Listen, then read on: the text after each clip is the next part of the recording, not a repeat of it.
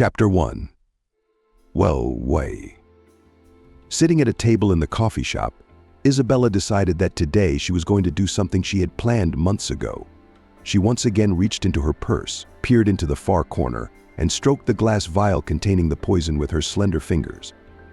And now she was mentally contemplating the realization of her plan. It's going to be a regular family night in with the Brown family. This family lives in a big and beautiful house, which was recently bought for how many millions? The head of the family, Michael Brown, runs a large corporation. Isabella used to really like to think that such a person has certain qualities. For example, does not put other people in anything, is not distinguished by a great mind, simple human compassion is unavailable to him. The word decent sounds to him as an insult. In everything he sees his own benefit, and if he does not find this benefit, he calls the devil to make a deal with him for his own benefit. But so far, such assumptions of Isabella's have not been borne out. Brown also has a wife, Olivia, who is the first beauty in town. She seemed to know everything about this Olivia in advance, too. A rich man's wife must be happy, strong-willed, and not far from a vicious fury. Must be in her thoughts only expensive rags, the desire to make a furor on everyone in a row, and not a single thought about how other people live. To her great disappointment, Olivia has yet to show any of those traits. The family also has an older daughter, Edith, who is 16 years old. In Isabella's opinion, Edith was bound to have some unhealthy tendencies, such as drug use, promiscuous sexual relations, unwillingness to study and work, desire to get everything from life at once, but at the expense of her parents. Paul still has an older son from his first marriage, Stephen. He comes to his father occasionally. Isabella knows little about him, but she knows enough about Brown's youngest daughter, Leslie. She is 8 years old, the same age this year as Isabella's recently deceased daughter. And now, Isabella works for this family as a nanny. Isabella was delayed at work that day. She didn't have time to get to school to pick up her daughter, Abby. She decided to warn her daughter about this and dialed her number. "You wait for me for literally an hour, and I'll come get you. Stay in the lobby and don't go anywhere," she advised. "But you said yourself I'm a big girl. I can come home on my own," Abby objected. "No, daughter, it's dangerous for a little girl to go out at night. Be good. I'll see you soon. I have to get to work, so I can finish this job faster," Isabella said, and hung up the phone. She finished her urgent business a little over an hour later. As she was leaving the office, she received a phone call. An 9-year-old girl has been taken to hospital with serious injuries. She was hit by a car at an intersection. "You're listed in her phone," as her mother, a woman's voice, said into the receiver. And then she dryly dictated the address of the trauma center and hung up. Isabella immediately remembered the terrible dream she had had tonight. If the plot of her dreams was to be believed, it signaled this catastrophe. By the time Isabella reached the hospital, she had time to berate herself 100 times for allowing this to happen. She ran through the crowded hospital corridor, looking behind every door for her daughter, but she was nowhere to be found. The doctors rushing down the corridor shrugged their shoulders at her inquiries and only went on with their business. When a certain woman noticed the young woman becoming hysterical, she took her by the arm and led her to the doctor on duty at the entrance. "The name Bortnick, you say? We do not have such a patient and have not received any," she said. "How did it not come in when I got a call from your hospital?"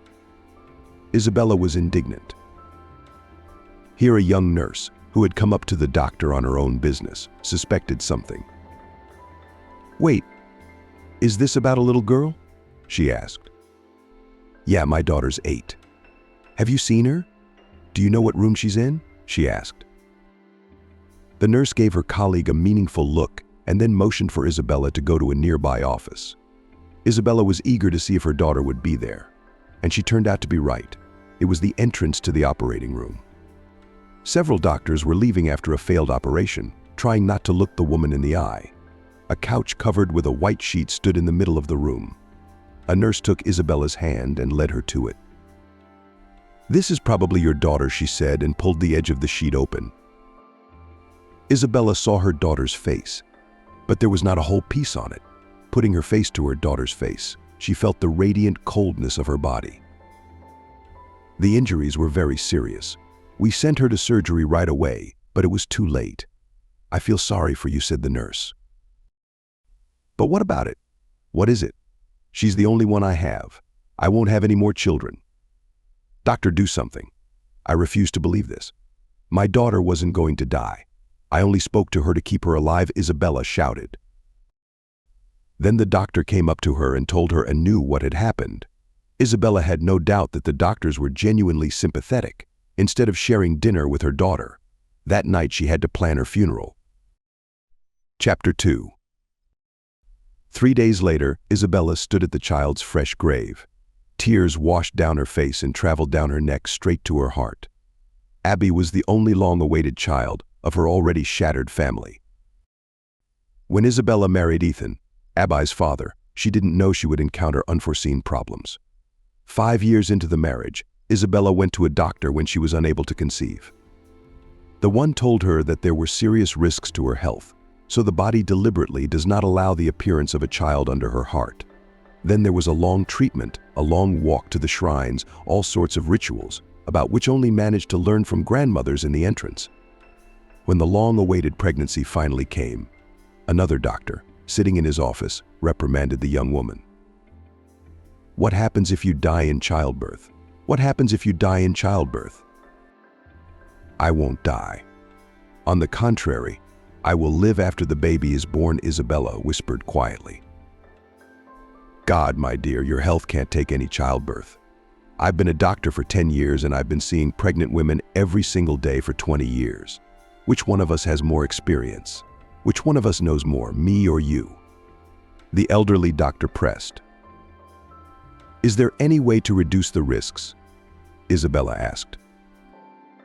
"That's what I'm talking about. You should have an abortion while you're still young, but you'll save your health. A child can be taken from an orphanage with such a test as yours, so when to sign you up for an abortion?" Doctors staring at me? "Tomorrow. If possible." Early in the morning, Isabella said, and then said goodbye and went home. At home, she told her husband Ethan about it. He thought about it, but in the end, the task was too much for him. Isabella had not yet realized that her husband did not really want to have this child. But Ethan was not ready to reveal all the cards up his sleeve, so he gave a short answer. "Bella, you decide for yourself. You know we're men. I don't want anything in such feminine matters." Ethan waved it away. "But this is my life and our family we're talking about. Maybe you just need time to think about it." The naive Isabella hoped. "Maybe so. But I don't think I'm going to say anything new," Ethan said and switched to his game. The next morning, Isabella didn't go anywhere. She was determined to fight for this child at all costs. And she did. 8 months later, she gave birth to a golden-haired girl with huge green eyes without any complications. Isabella knew by then that her daughter would be called Abby. From that day on, Isabella devoted herself completely to her daughter. Only Ethan had changed a lot. He was annoyed that the baby sometimes cried at night and demanded attention. He wanted a good night's sleep. On days when the baby had a fever, Ethan would lose his temper, slam the door, and leave the house all night. Isabella didn't blame him. "We have to be patient for a couple more years. Then she'll grow up and stop crying at night," she said at the table one day, trying to calm her husband down. Ethan blushed with indignation. "A couple years? You want me to sit up early? Or do you want me to have a nervous breakdown? I don't recognize you. Didn't we dream of having a baby all these years? Didn't someone promise us it would be easy? Or did we grow up on our own? Maybe you should ask your mom what it's like to raise a baby. Let her tell you her experiences up to the time you started walking on your own feet," Isabella said indignantly. "What does this have to do with my mom? You've always hated her. Every chance you get, you bring her into the conversation. By the way, she treats you like a human being and even cares about you," Ethan said. "You did? I didn't even realize it. How could I know about it when in 4 months the grandmother hasn't visited her granddaughter once? And she lives an hour away from here, by the way," Isabella said, "because she knows she's not welcome here. If you say such things about her behind her back, I dread to think how you really feel about her. I'm going to tell my mom that she has a claim on her, that she didn't care enough. Now she has to bear our worries," too, Ethan said. Again, in a fit of anger, he slammed the door and left the house again all night. Isabella assumed by default that he had gone to his mother's house to sleep. But later it turned out that the mother was just an excuse, and her husband was definitely not getting enough sleep. Later, all of this resulted in a divorce. By then, Abby was 4 years old. The sweet girl invented wonders of childish ingenuity every day to somehow attract her father's attention. But her father never took a fancy to her. When Isabella explained that they would now live apart from her father, Abby refused to believe her. That's because Daddy has a lot of things to do. He's a good, caring man. He earns money to buy toys for you and me. When Daddy finishes work, he'll come home right away, Abby repeated. But not 5 minutes passed before she began to realize reality. What's taking Daddy so long? It's nighttime. Everyone's gone home to bed. It's time for Daddy to go too. Maybe he's ringing the doorbell and we can't hear, she said, and ran to the front door. It was painful for Isabella to watch. She even went to a child psychologist about it. The girl has not gotten her father's attention, even when you were married to her father. And now she realizes that in the long run she will never get the love of a father that is rightfully due her. And is so frightened that she deliberately refuses to recognize your truth, explained the psychologist. But gradually the girl was distracted by her new friends in kindergarten. Then the hectic school life began, and she remembered Ethan less and less often.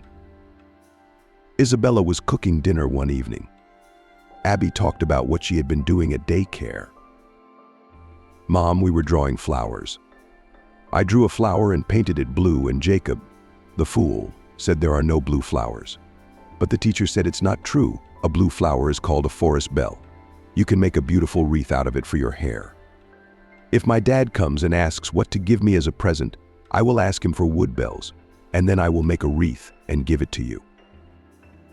Isabella didn't pay much attention to her daughter's words then, just kissed her on the forehead and fed her dinner. She remembered this episode the night she sat over her daughter's lifeless body until morning. She resented the fact that Abby had never received any flattering bells from her father. After a long time, Isabella wiped away her tears and unwrapped the cellophane bag, pulled out the wood bell seeds, and covered the grave thickly. The flowers should be up by her next visit, and then she intended to wait until they bloomed to make wreaths for Abby and herself. Chapter 3. Daniel, I'm not feeling well. I need to talk to you, Isabella said into the phone when she finally reached her policeman friend. Bella, I've been worried about you the last few days. I'm finishing my shift soon, so I think I'll stop by in time to see you, Daniel promised. Daniel always kept his word. A couple hours later, he was sitting in Isabella's kitchen, opening a bottle of wine. I will not drink, Isabella replied dryly. What, still on antidepressants? My friend asked. No, the course ended on a break. I'm just afraid my emotions will come out, Isabella admitted. That's exactly what you need, a couple of drinks, to talk it out, cry it out, maybe even feel better, Daniel said and held out a glass. What's going on with our case? Isabella asked the big question. Had my daughter's killer been apprehended? Bella, I'm sorry, I've been trying all month to get the case handed over to me, but that Streletsky bastard has neither God nor hell. He could sell his own mother for 100R. It seems to me that the perpetrator of the accident hustled. He was detained, but they want to acquit him.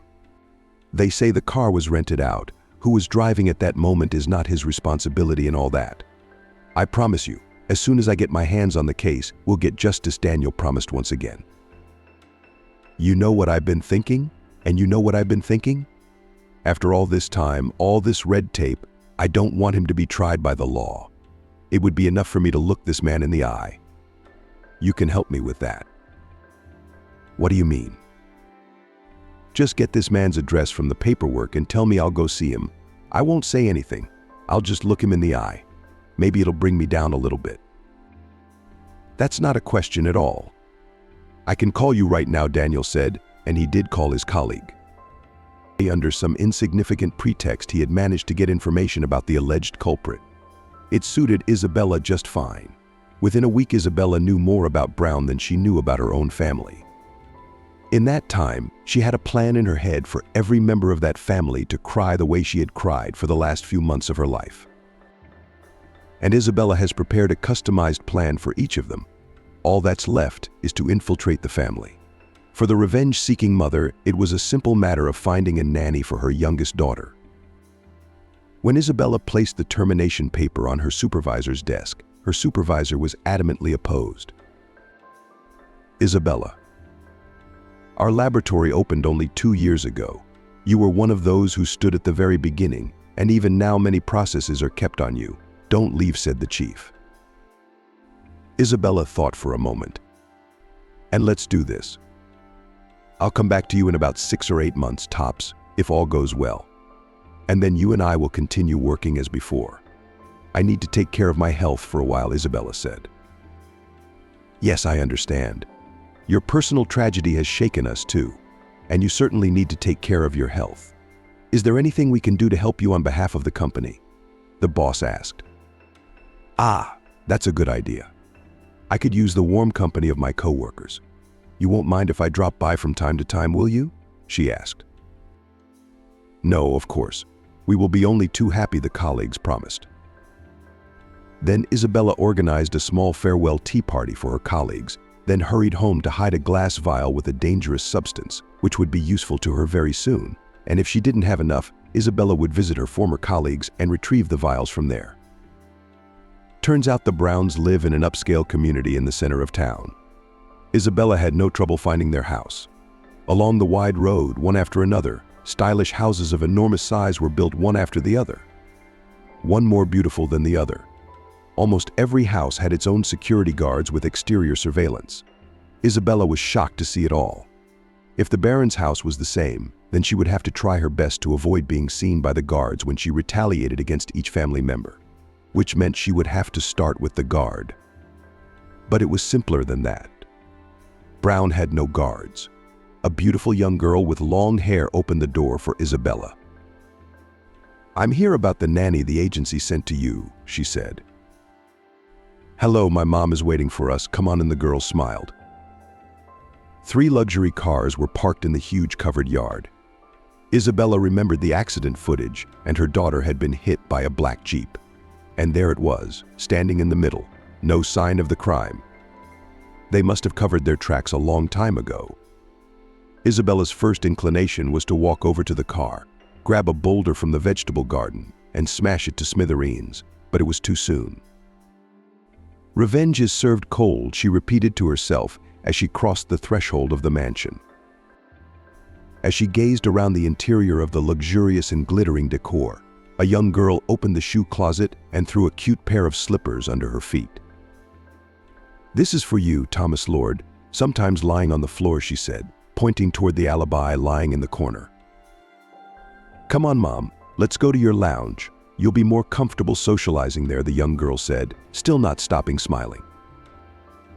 On the second floor, in a cozy sunny room, sat a woman in a floor-length dress with a tuft of hair cut out at the back of her head. Isabella stood on the threshold of the room until the woman approached her and held out her hand with long fingers. My name is Olivia. You're Isabella, I assume? She smiled. Bella nodded her head. Mom, do you need anything or can I go? My daughter asked. You're free to go, sweetheart. Thank you for welcoming our guest, Olivia said, and her daughter left the room with the same radiant smile. And so, Isabella, I have a young daughter, Leslie, and we need a nanny for her. She's a little cranky, but I'll help you if we can work together. And do you have any references? Olivia asked. Yes, said Isabella confidently, and placed on the table the 3 sheets of paper she had asked her colleagues and friends to prepare. Also in each of them are contacts for communication. You can call my former employers, she added. That's great, but for me it's more about the personal experience. Let's go into the kitchen and have coffee and talk about everything. Olivia suggested it. The chatter lasted exactly 15 minutes. Olivia asked the typical questions. Isabella sometimes found it difficult to answer, apologized, and skirted the topics. She hadn't yet sorted out her preliminary impressions when Olivia ended the interview. Isabella, you're a perfect match for us. I just need to discuss it with my husband. It's our family policy to take everyone's opinion into account.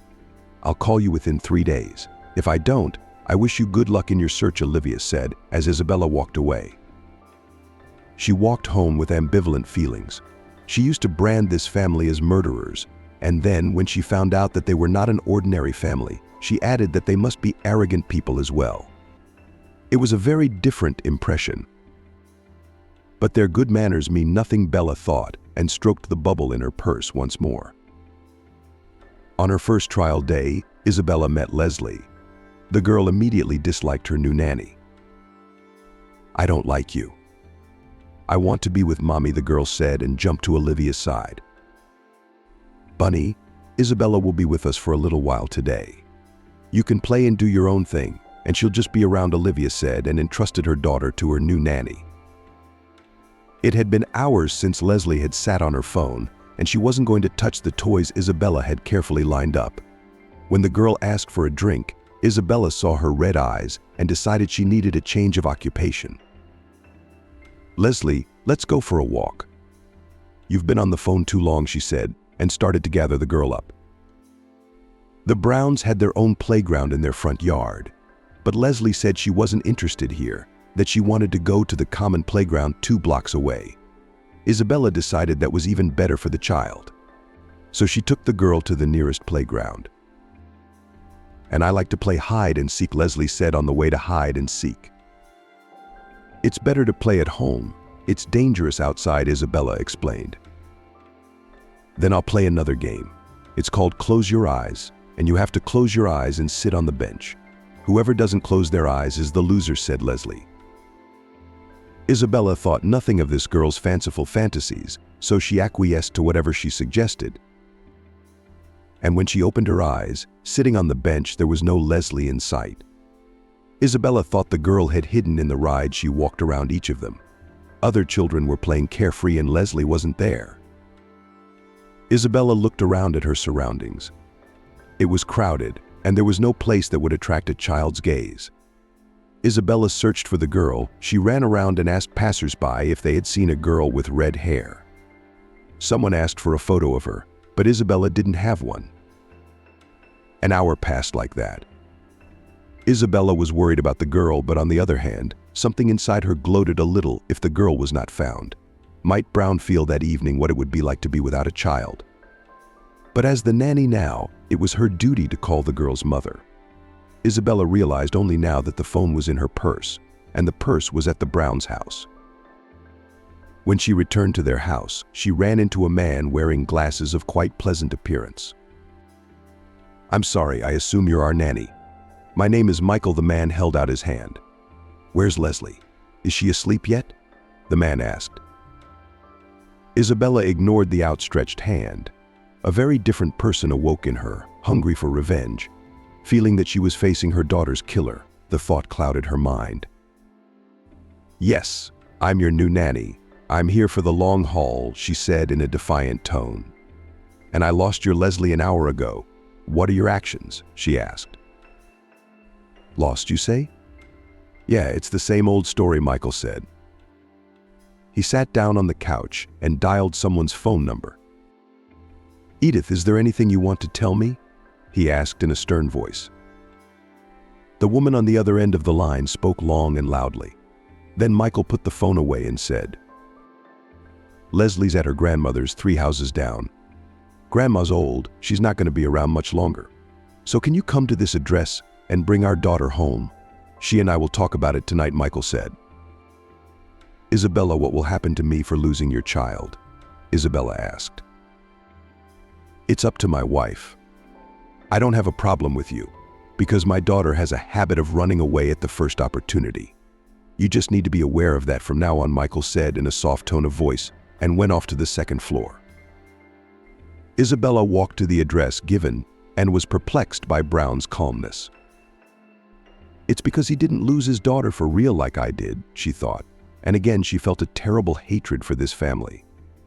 Oliver came home from work that evening in high spirits. Isabella expected a debriefing, but it didn't happen.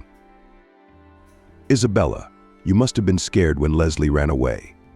Next time, just call me right away. It's Michael's and my fault that we can't explain to our daughter that it's wrong to run away. Don't worry, you'll get used to it, she said. You mean you're not going to tell me off? Isabella asked in surprise. For what? If we blame ourselves for everything, our child won't realize he's responsible, Oliver said. And until tomorrow, he can consider himself officially employed. Our probationary period is over, Oliver said finally. That evening, on her way home, Isabella thought that this family was either insane or too good. But all this is no reason to forgive them, she thought, and once more fixed her plan of revenge in her mind. Chapter 4. A month passed unnoticed. During this time, Isabella watched the family carefully and repeatedly imagined the realization of her cunning plan, but every night she was visited by doubts as to the friendliness of the Brown family. Isabella had repeatedly made missteps and waited for Oliver's remarks so that she might have an excuse to quarrel with her and hurt her more. But Oliver was not the right wife for a rich man. She was the first to apologize for what had happened. Then she considered her blunders insignificant and switched her attention to something positive. As it turned out, it was not easy to shake this family. But as time passed, her mother's heart ached at night, remembering Abby. Isabella had promised her daughter to avenge her early death, and so she must carry out her plan. That day, the Brown family was celebrating another holiday. In the evening, Michael brought home a large box and handed it to Leslie. She squealed with curiosity. Daddy, what's this? Leslie was running around the box. And you open and look, the good father advised. Leslie unwrapped the box, and her squeal got even louder. Dad, that's the same dog I liked at the dog show. Daddy, you're so good. Leslie screamed and hung around her father's neck.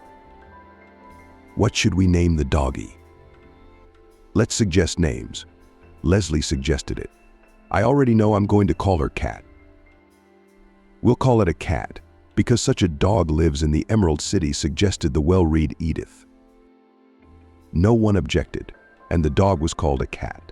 Since that day, Leslie's life, and the girl herself, has changed a lot.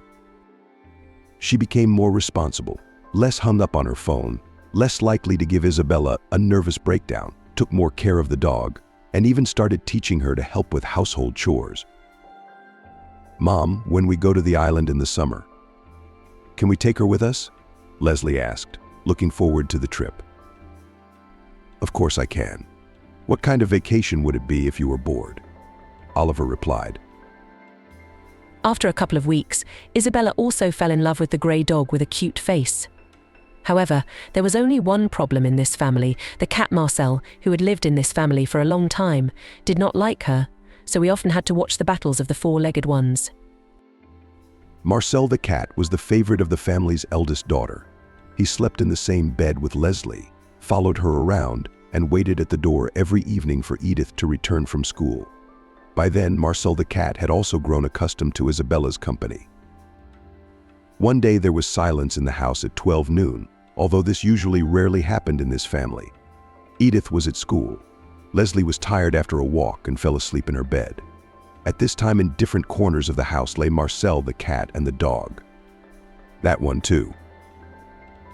Isabella looked at these pets and imagined how her dead daughter Abby had loved her pets. In that moment, she became overwhelmed with resentment and anger toward this family. Her next actions defied the voice of reason. Isabella stood up and walked to action. Toward evening, the Brown family was in an uproar. Leslie was the first to notice that Marcel the cat was lying on his mat, stretched out to his full height and showing no signs of life. Why is Marcel sleeping so long? We have to wake him up, or he'll have a headache, Leslie said, taking the cat in her arms and shaking him. Oliver, who had arrived at her daughter's door, was horrified when she saw the frozen drops of blood on the mat and the brown stains around the mouth of Marcel, who was no longer alive. The mother immediately realized that something irreparable had happened, but she was hesitant to tell her daughter directly. Leslie, daughter, I think Marcel is a little sick. He should be left alone, Oliver said. Took the cat's body away from her daughter and then called her husband. Michael realized from one look at Oliver that Leslie was going to have a difficult conversation. But a caring father knew how to find the right words for his daughter. Leslie, our Marcel has decided to live in heaven now. He hasn't gone anywhere. He's just going to watch our world from above at night and participate in our lives just the same, sometimes he said. But by then, it was as if Leslie herself realized from the looks on her parents' faces that the irreparable had happened. Isabella looked at it from the side and was horrified at her own feelings. On the one hand, she felt sorry for the girl. On the other, she felt bitterly gloating that the family of her daughter's murderer had just learned a drop of the grief she had been living with for months now. This feeling made her approach Leslie and say some very unexpected words. Leslie, honey, your daddy's right. Sometimes it's not just cats that die, it's people too. Parents lose their children. Even children can lose their parents without the world even flinching. Some will continue to rejoice. Some will lick their wounds of loss for the rest of their lives. So get over it. Your Marcel is dead, she said, and was immediately frightened by her prank. Isabella expected Michael and Oliver not to forgive her for such foolishness, but they simply remained silent.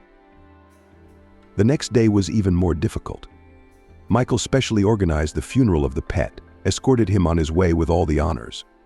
Afterwards, Leslie did not find a place from the realization of what had happened.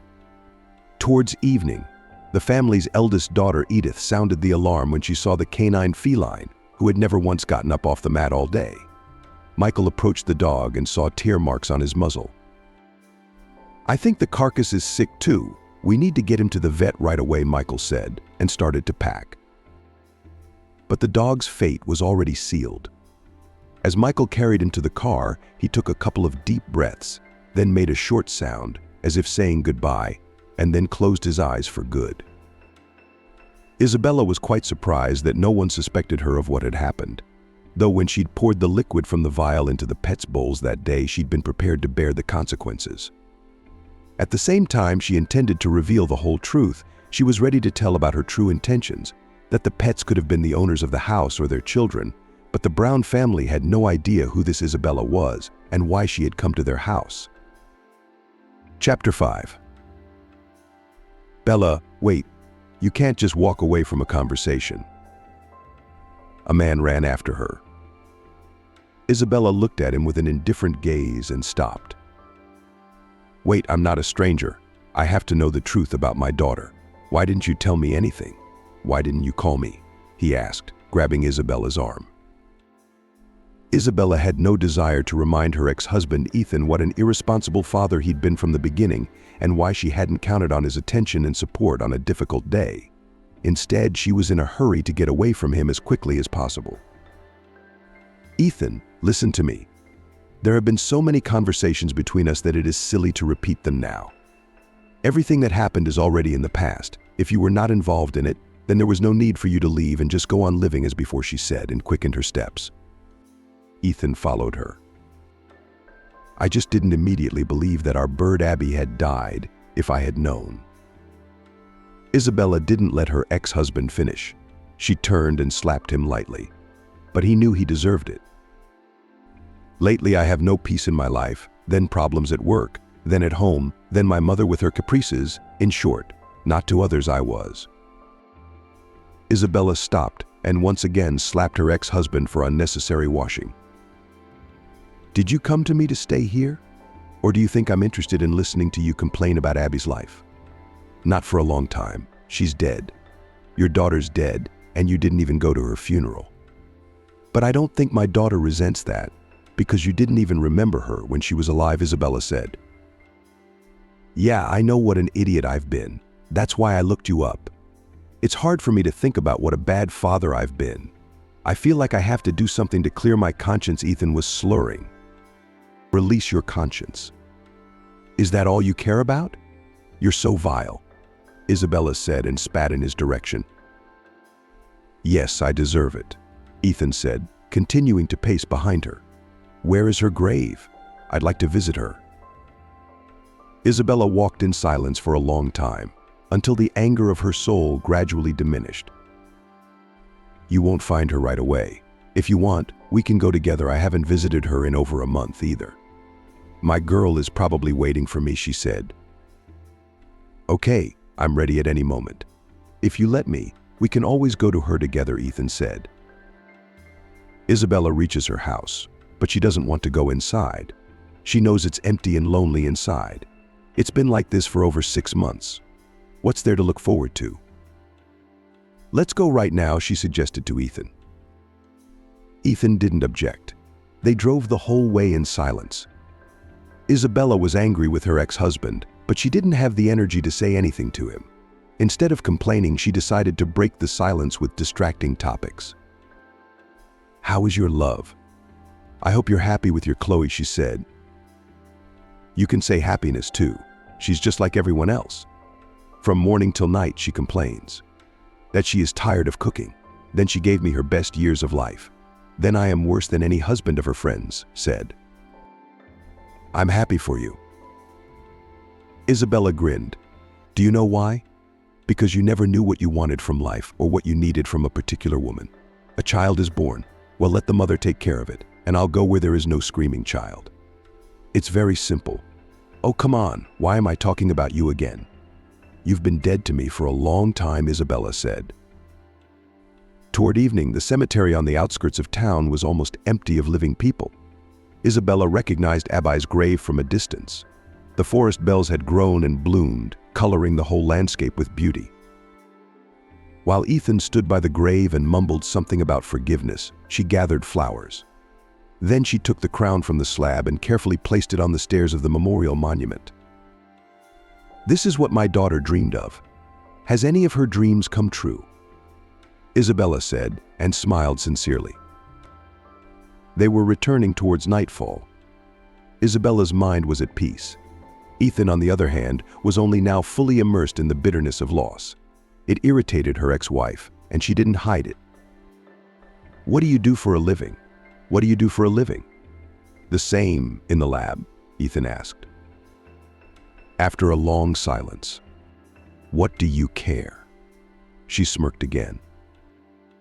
"Well, I was just wondering if you needed any help, if anything. I have everything more or less could help you," Ethan said uncertainly. "Helping, you say? I'll have to think about it. If you're going to be any good," Isabella said, and began in earnest to include her ex-husband in her plans for revenge on Brown's family, and it didn't take long for her to do so.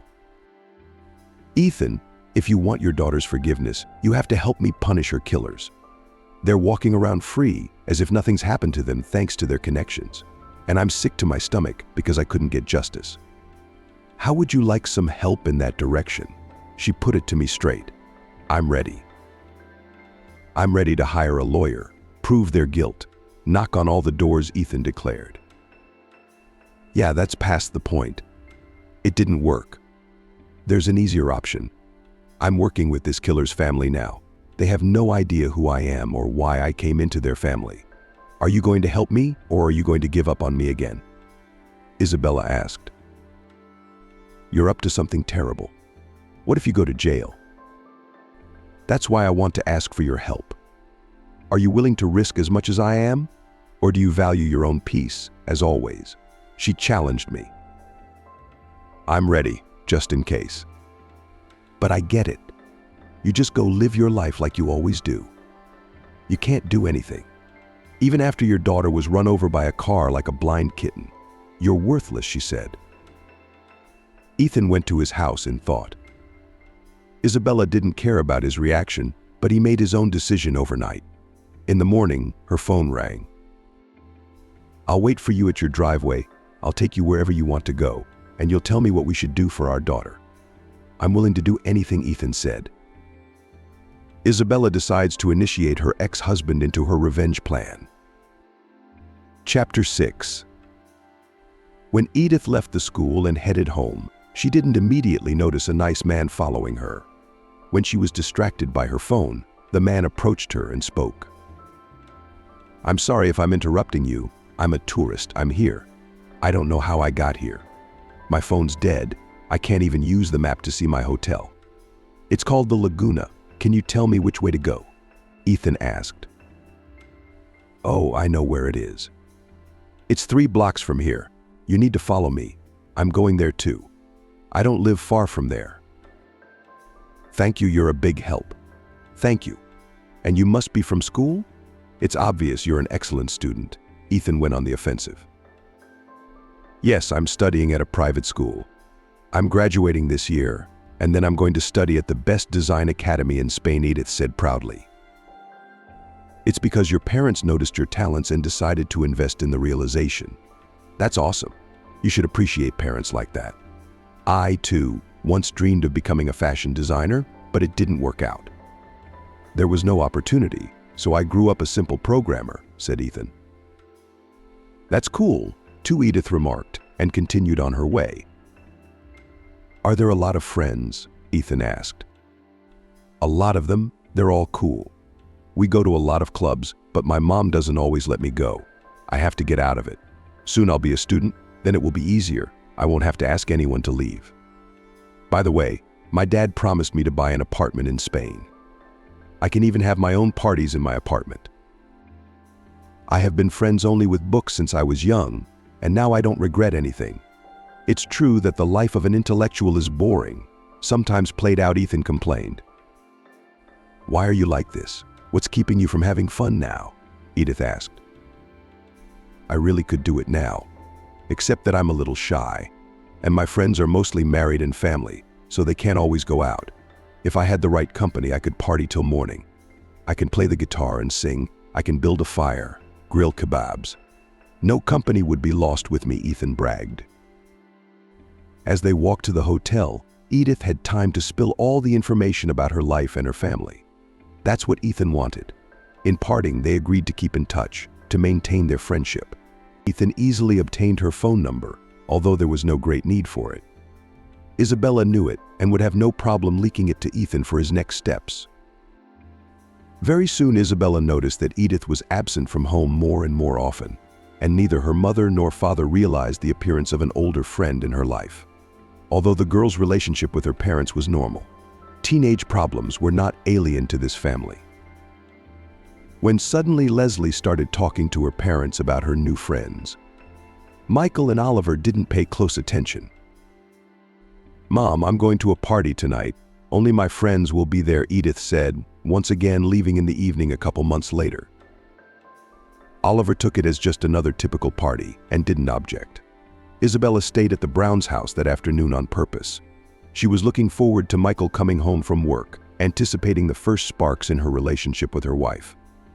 She kept glancing at Oliver and her mood, and she was in her usual upbeat mood. Bella, sit with us. Dinner will be ready soon. We'll put you in a cab later. You'll get home comfortably, she suggested. Isabella joined her company curiously. It was the first time Christina had ever spoken to her as woman to woman. I wanted to consult with you about something. Come on, I want to show you something, she said, and led Isabella to her closet on the second floor of the house. Her walk-in closet was larger than Isabella's entire apartment. Each side of the wall was furnished with built-in cabinets and floor-to-ceiling mirrors. Christina opened one of the closets, revealing the contents. Look, Bella, there are only evening gowns here, all worn once, twice at the most. The rest of the time, they just hang there. I'd like someone to wear them before they go out of style. How do you think I can get rid of them in a useful way? Oliver asked. Isabella assumed there would be some serious conversation. When she heard about the dress, she smirked slightly. I don't know, give it to the needy or sell it at the flea market. I haven't encountered such problems, Isabella replied indifferently. But then, I'm sorry, I think I acted like a frivolous FIFA. I'm sorry, again, Oliver said sincerely. And then they got distracted by other conversations. Meanwhile, Michael came in from work with a brief detention. He too, as always, was in high spirits, holding new toys for Leslie and flowers for Oliver. Oliver took the bouquet from her husband and asked him, Michael, honey, why don't you give the bouquet to our nanny tonight? Michael, I still have some from the other night, and Isabella has agreed to stay for dinner tonight. Yes, of course. If I'd known she'd be here for dinner, I would have brought her a separate one, but here's a token of our appreciation from Oliver and me, Michael said. It was a complete surprise to Isabella. She was a little reluctant to accept the gift, but when she realized it would be impolite, she took the bouquet timidly. Over dinner, the family chatted about current affairs. Isabella was asked about various things from time to time, but she had set herself up from the start that she wouldn't reveal anything personal until the time was right for her revenge plan. So far, she'd been doing a pretty good job of it. Dinner was over. In the meantime, Oliver had hung up the clothes and laundry, but she hadn't said a word about the lipstick on the collar of her husband's shirt. Isabella had been looking for the right moment to put that lipstick on for so long. "It's okay, you'll still get in," she thought to herself. She arrived home in a cab, then pulled a new lacy lingerie out of her purse, stroked it with her hand, and put it back in the pocket of her bag. When Michael's cell phone rang in the morning, he was in no hurry to answer it. When he saw his eldest daughter's name on the screen, he hesitated in total incomprehension. He didn't know that at 5 o'clock in the morning his daughter was still not home. "I don't feel good. I'm very sick. Come get me," she said, her voice is barely audible. "Where is it? What's wrong with you?" Michael jumped out of bed. "I was at a club with some friends, and then Ethan gave me some pills and said it would be cool. I felt really bad, I just came to my senses. I think I'm dying," Edith said in a weak voice. "So listen to me carefully, daughter. I'll be there very soon. Don't go anywhere, and don't move," Michael said. The noise woke Oliver up. "What happened? Who was that?" she asked in her sleep. "Darling, I was going to ask you why our daughter goes clubbing at 5 a.m. And you didn't even know, or did you know?" Michael asked in a stern voice. "I didn't let her go anywhere. She's supposed to be home." Oliver was stunned. And when she found out what her daughter had said on the phone, she also went with her husband in a hurry. When the parents arrived, Edith was actually in some utility room of the club. The guard took pity on her and did not put her out on the street, pale and barely speaking. Their daughter was brought home by her parents the morning Isabella arrived. The family scandal was in full swing. "Oliver, honey, you don't really have anything else to do but raise our children. How come our teenage daughter is doing drugs at the club, and you don't even know?" Michael fretted. "Actually, it's your daughter, too. Do you think I enjoy seeing her like this?" Oliver objected. "You're going to be responsible for her every move from now on. She shouldn't have been allowed to go to those club parties in the first place. Edith should be under strict control now, before she completely screws up her destiny," Michael shouted. "Michael, I have no idea how I'm going to control her. First of all, your daughter doesn't listen to me at all. Second, even I alone don't have the strength to deal with her many friends, and there are even grown-up kids among them, so you have to intervene," Oliver said. "Of course I'm going to get involved, honey. I'm not saying I don't care. I'm just saying you should pay more attention just because you're home more than I am. Otherwise, of course, I'm going to take care of all the messes I've made. You do realize that these friends aren't just going to go away. If this is not the first time your daughter has taken these pills, considering that she will need a long treatment in a clinic, and then it will take just as long to rehabilitate her." "I understand all of this, and I'm going to avoid responsibility," Michael repeated. Finally, hearing the first family quarrels of the year, Isabella smirked to herself. Things were not as prosperous as the Brown family had fantasized about themselves. Edith did not regain consciousness until near evening that day. Isabella knew this when she heard screams on the second floor in Edith's room. She and Leslie went to Oliver's room to keep abreast of what was happening. "Mother, I shall die if you don't let me go now," begged Edith. "You're not going anywhere else. You're not going anywhere else. If this is really only the second time, otherwise your father and I will have to send you to the clinic," Oliver yelled at her. "Do whatever you want, but only later, and now I might even jump you. I can't control it. I'm bursting inside. Mom, please, just for half an hour, I'm not going anywhere. They'll bring me a pill and I'll come straight home," Edith begged. Oliver repeated her words one last time. Then she slammed the door shut and walked out of the kitchen. Isabella decided to signal Ethan that he was doing the right thing. She sent him a thumbs-up symbol on the phone. Ethan responded by sending a question mark. Isabella had time to answer his voice. "I'll tell you when I see you, but you're doing great. Way to go. Keep it up," she said, and then she heard Oliver screaming again. Help me. She's dead. My daughter. She's dead." Oliver screamed as she ran out of the house. Isabella ran after her and realized that events had taken an unexpected turn. Edith was lying on the pavement beneath the window, screaming in pain. How did she get there? Isabella was horrified. She wanted to jump to her friends, reaching for another dose of drugs. "Isabella, please help me get her inside. If Michael sees all this, he's going to have a heart attack," Oliver said, lifting her good daughter off the ground.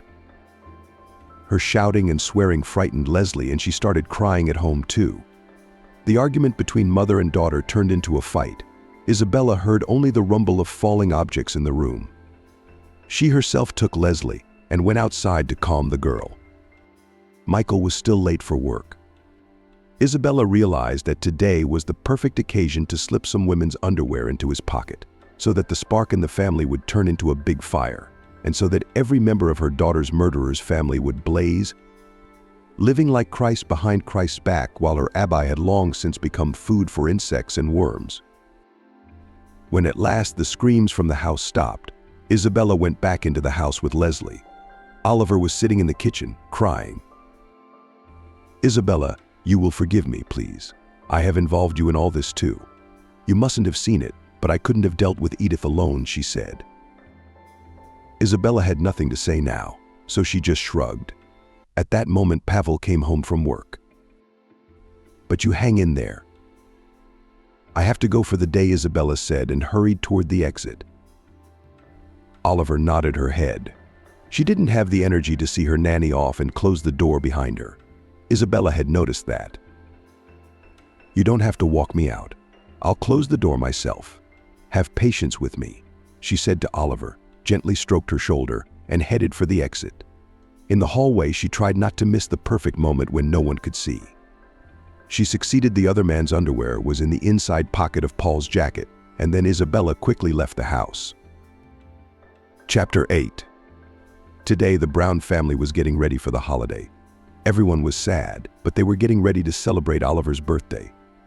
Isabella only found out about it when she came to babysit Leslie.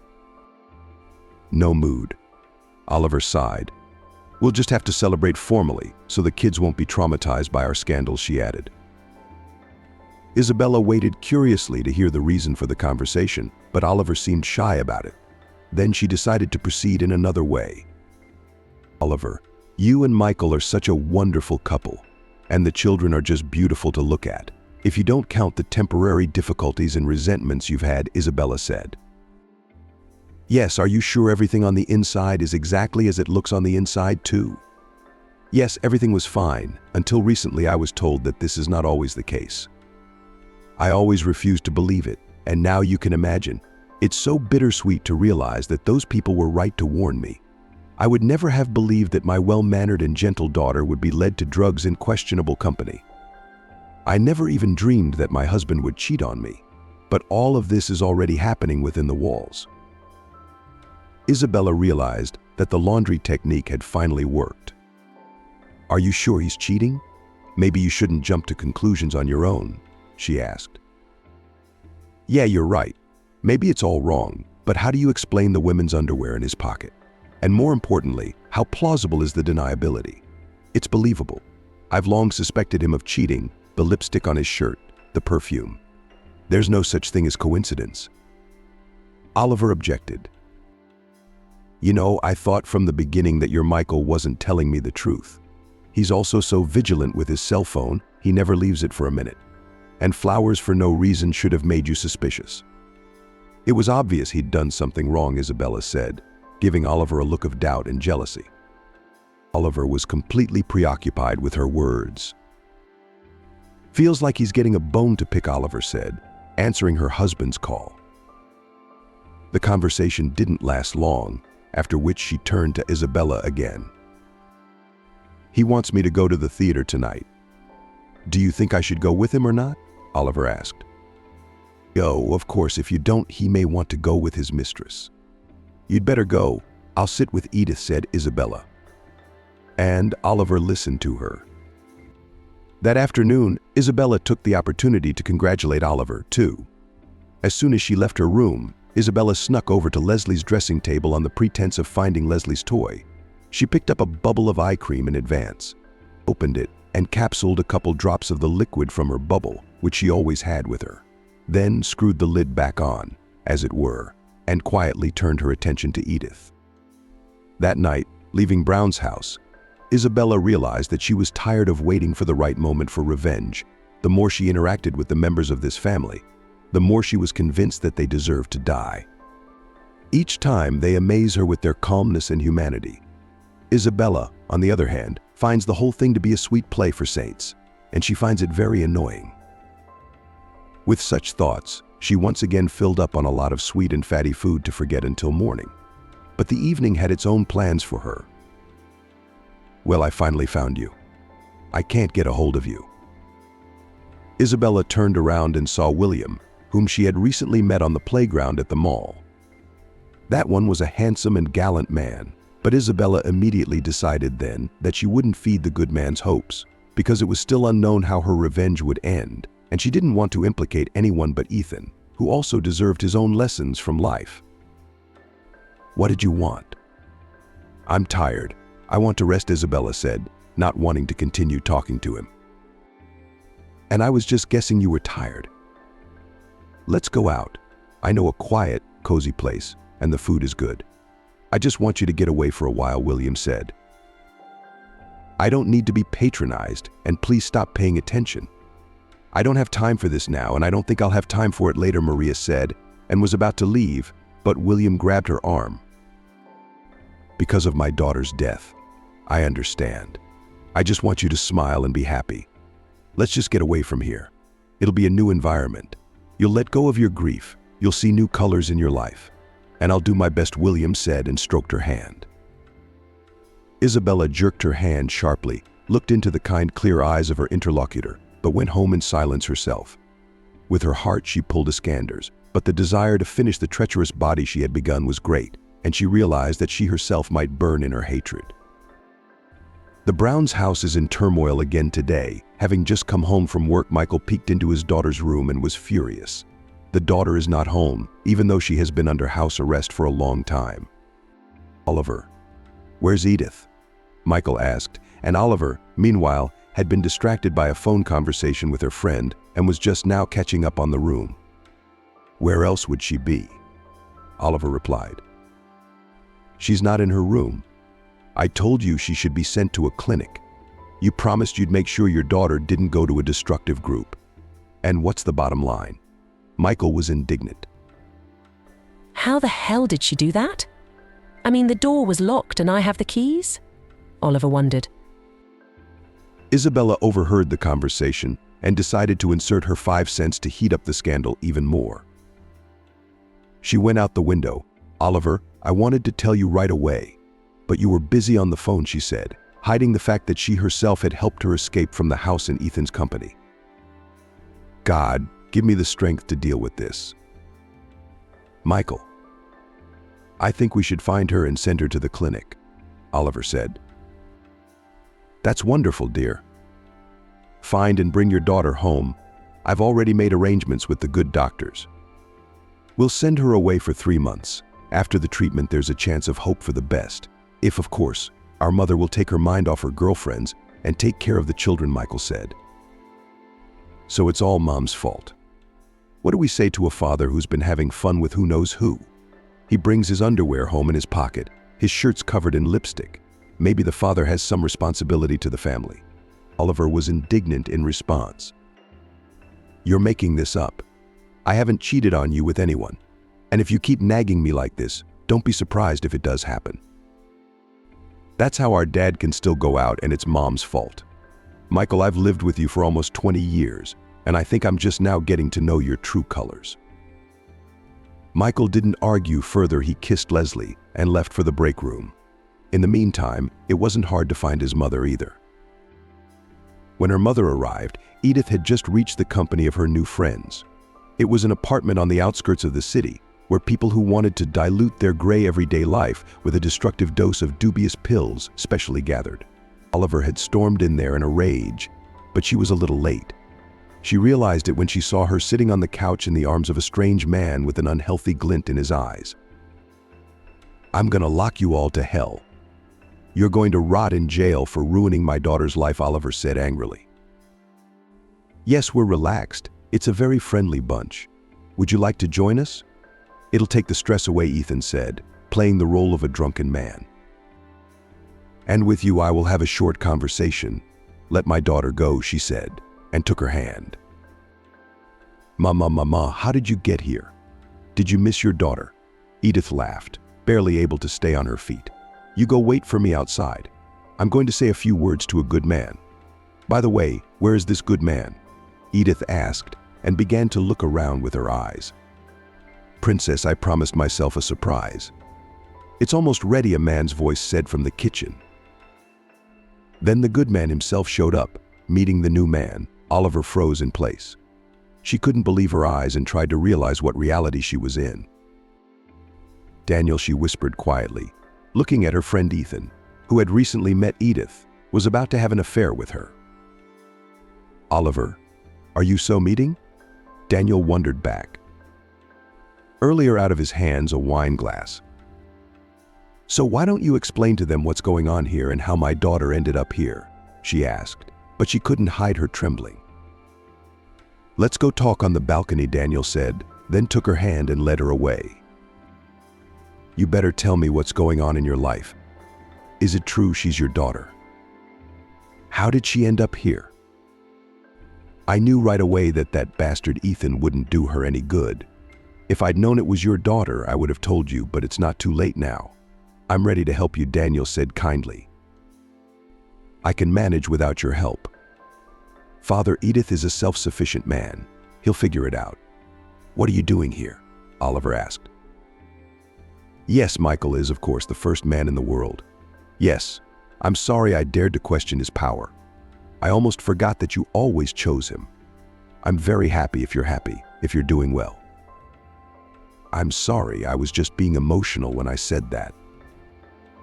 And I'm sorry we had a bad breakup the other day. I've tried to explain it to you many times, but you wouldn't give me the chance.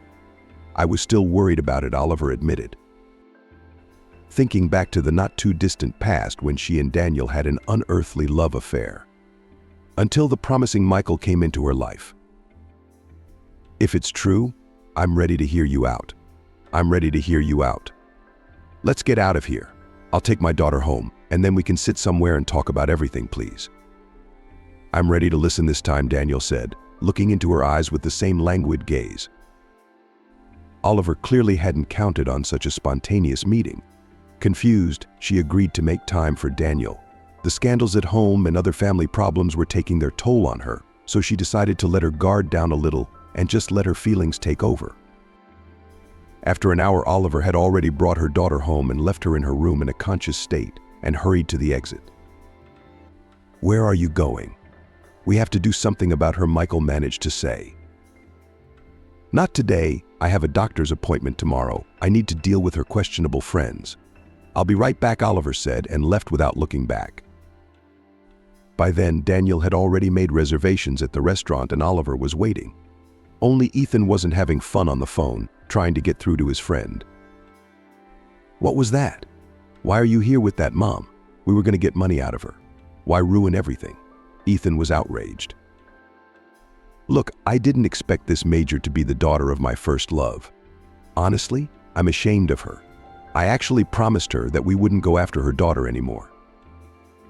And you listened to that too. I will not allow my favorite woman's daughter to be hurt. Damn it. Danielle, I'm giving you 2 days to think about it. In that time, you can talk to your love. But don't interfere with my plans or you'll suffer. It's a matter of principle. I've already invested a lot of time and effort to get even with this family. Don't you dare ruin it," Ethan insisted. Daniel realized that Ethan wasn't going to give up his position, so he fake agreed with him. But in fact, he'd long ago gone over to Oliver's side, who was rushing over to him right now with a twinkle in her eye. "Are you happy with him?" he asked at the table. Oliver hesitated. "So it's not that smooth." Maybe you and I have a chance to start over," Daniel asked. "I don't know, I'm confused. I always thought our marriage was strong, that Michael loved me, and it all started with the accident at the crossroads," Oliver said. "What kind of accident?" Daniel clarified. "Don't worry, it was a mess, but Michael handled it. But I felt like something was wrong from that day on. And then it was just a series of bad things, one after another, with no end in sight. I'm really tired of fighting alone. And then Michael seems to be having an affair on the side. He's hiding it from me, of course, but the tracks lead to one thing: he has someone, and he's happy with it. All I get from him is complaints," Oliver recalled. Danielle comforted her in every way possible. After dinner, both were noticeably slow. Oliver was overcome with emotion. She decided to forget about everything tonight. When she came home in the morning and sneaked into the bedroom, Michael wasn't even awake. She was convinced once again that she'd done the right thing tonight, sleeping with Daniel to get back at her husband. When Oliver woke up after lunch with a heavy head, Leslie and Isabella were at home. Isabella handed her a glass of water and some headache pills. "Thank you, Bella. What would I do without your concern? Where's all my stuff?" she asked in her sleep. Daniel took Edith to the clinic, said he'd be late himself. "And how are you?" Isabella asked thoughtfully, stroking the bubble of liquid in the pocket of her dress. "I think I've done something stupid, or not so stupid. I don't know yet. I'm confused," Oliver said. Isabella liked this course of events more and more. She moved a chair and sat next to the bed. "If you want, you can talk it out. It'll make you feel better and clear your head." Oliver trusted the nanny completely by then, so she decided to pour her soul out. I love Michael. We were fine until he took advantage of a difficult family situation and took a mistress. You know, he doesn't even hide his tracks, even though he doesn't disappear in the evenings, but I find evidence everywhere. It makes me feel bad, and the other day I met my high school sweetheart. We were very much in love, then I traded him for Michael. It's been years, and he looks at me with the same tender gaze. We chatted, then went to a restaurant, then woke up in some hotel. He begged me to stay. He'd take me to the ends of the earth tonight. What do you think would happen if Michael found out about this? Oliver asked. The score will be 1-1. He will be offended, but there is a chance that only in this way he will think about it. And there is also such an interesting effect. When a man feels that his woman increases in his eyes, then the mistress loses values at once, because they cannot hold their attention on two objects at the same time. "This we can do masterfully," Isabella said. "Yeah? Well, then I'll give Michael a chance. The trial period is literally 2 weeks. If he gets rid of his mistress in that time, he has a chance, and if he doesn't, I'll have to choose again. And this time it won't be in Michael's favor," Oliver said. Oliver's plans for Isabella came in handy. She hurried to the nearest clinic early the next morning to make sure she didn't miss the chance. The gynecologist's office was crowded. Isabella approached one of the women and asked to listen to her for a couple of minutes. She agreed with annoyance. When they stepped aside, Isabella slipped one bill into the stranger's pocket and said, "I need a positive pregnancy test." "What's it got to do with me?" The girl shared. "Here's a new test for you. If you use it, if it comes back positive, you can give it to me," Isabella said. "What do we women think of? What do we think of? Do you need to punish or scare someone?" smiled the girl. "And both." "I'm waiting," Isabella said, holding out a packaged pregnancy test. Already half an hour later, with a 2-strip test, she was rushing to Brown's house. Oliver was on the edge of a marital crisis. The test in Michael's shirt pocket had to be the last straw. "I haven't started my plan yet," Isabella grinned once again and fiddled with the bubble of liquid in her bag. Isabella's new day began with a tearful phone call to Leslie. "I'm home alone, and everyone's gone. I'm scared." Hearing the little girl's voice, Isabella hurried over to her. The only reason she was still procrastinating on her revenge plan was because of Leslie. From the first days of their acquaintance, Isabella had genuinely grown fond of the little girl. Her sweet habits of a tendency to take offense, of pouring out her intolerance for loneliness, her vulnerability of honesty, her purity of heart. One and the same resembled Abby at her age. This was all happening to Abby just a couple years ago. At that point, Isabella was just beginning to realize that her daughter was a separate person with her own facets. Abby seemed like her own infinitely improved version of herself. She looked at her daughter and marveled at herself, at her happiness, and now all of that is gone. But at least there's another example to help her sink back into those all-encompassing feelings. Isabella realized that even if she poisoned the entire Brown family, she could not harm Leslie. True, once the plan was realized, that sweet girl would be miserable for life. But what if she shares her misery with Isabella? There's every chance of that. What thoughts have occupied Isabella's mind over the past months? In the end, things had worked out in such a way that it seemed more pleasant for her to stay closer to Leslie than to take revenge on her daughter's murderer. But that wasn't her final decision yet. Isabella reached the house. Leslie ran toward her. Mommy and Daddy had another fight. Mom left first, and then Dad got a call to go to work, and he said you'd be here soon, and then he left. I was scared, the girl said, and pressed herself against Isabella. She loved the girl, clasped her to her heart. Leslie, I promise you, nothing bad is going to happen to you. You have me. I'll always be there for you, I promise. Do you believe me? She asked, looking into the bottomless eyes of a child. I do. Please, just don't go, Leslie replied and hugged her tightly. Chapter 10. And in the evening, the family was in for another change. Michael came home early from work. Next to him was a beautiful older woman. This is my mom, Harper, the theater prima donna. Maybe you've heard of her? Michael said. Leslie jumped into her grandmother's arms. All evening she was happy, and her grandmother decided to spoil her, so she asked the girl for the evening to take her to the Children's Entertainment Center. Isabella realized that her work day was winding down today. Michael asked her to stay late as she got ready to leave. Something wrong? She asked. It's all right. Don't worry, Isabella. I just wanted to talk.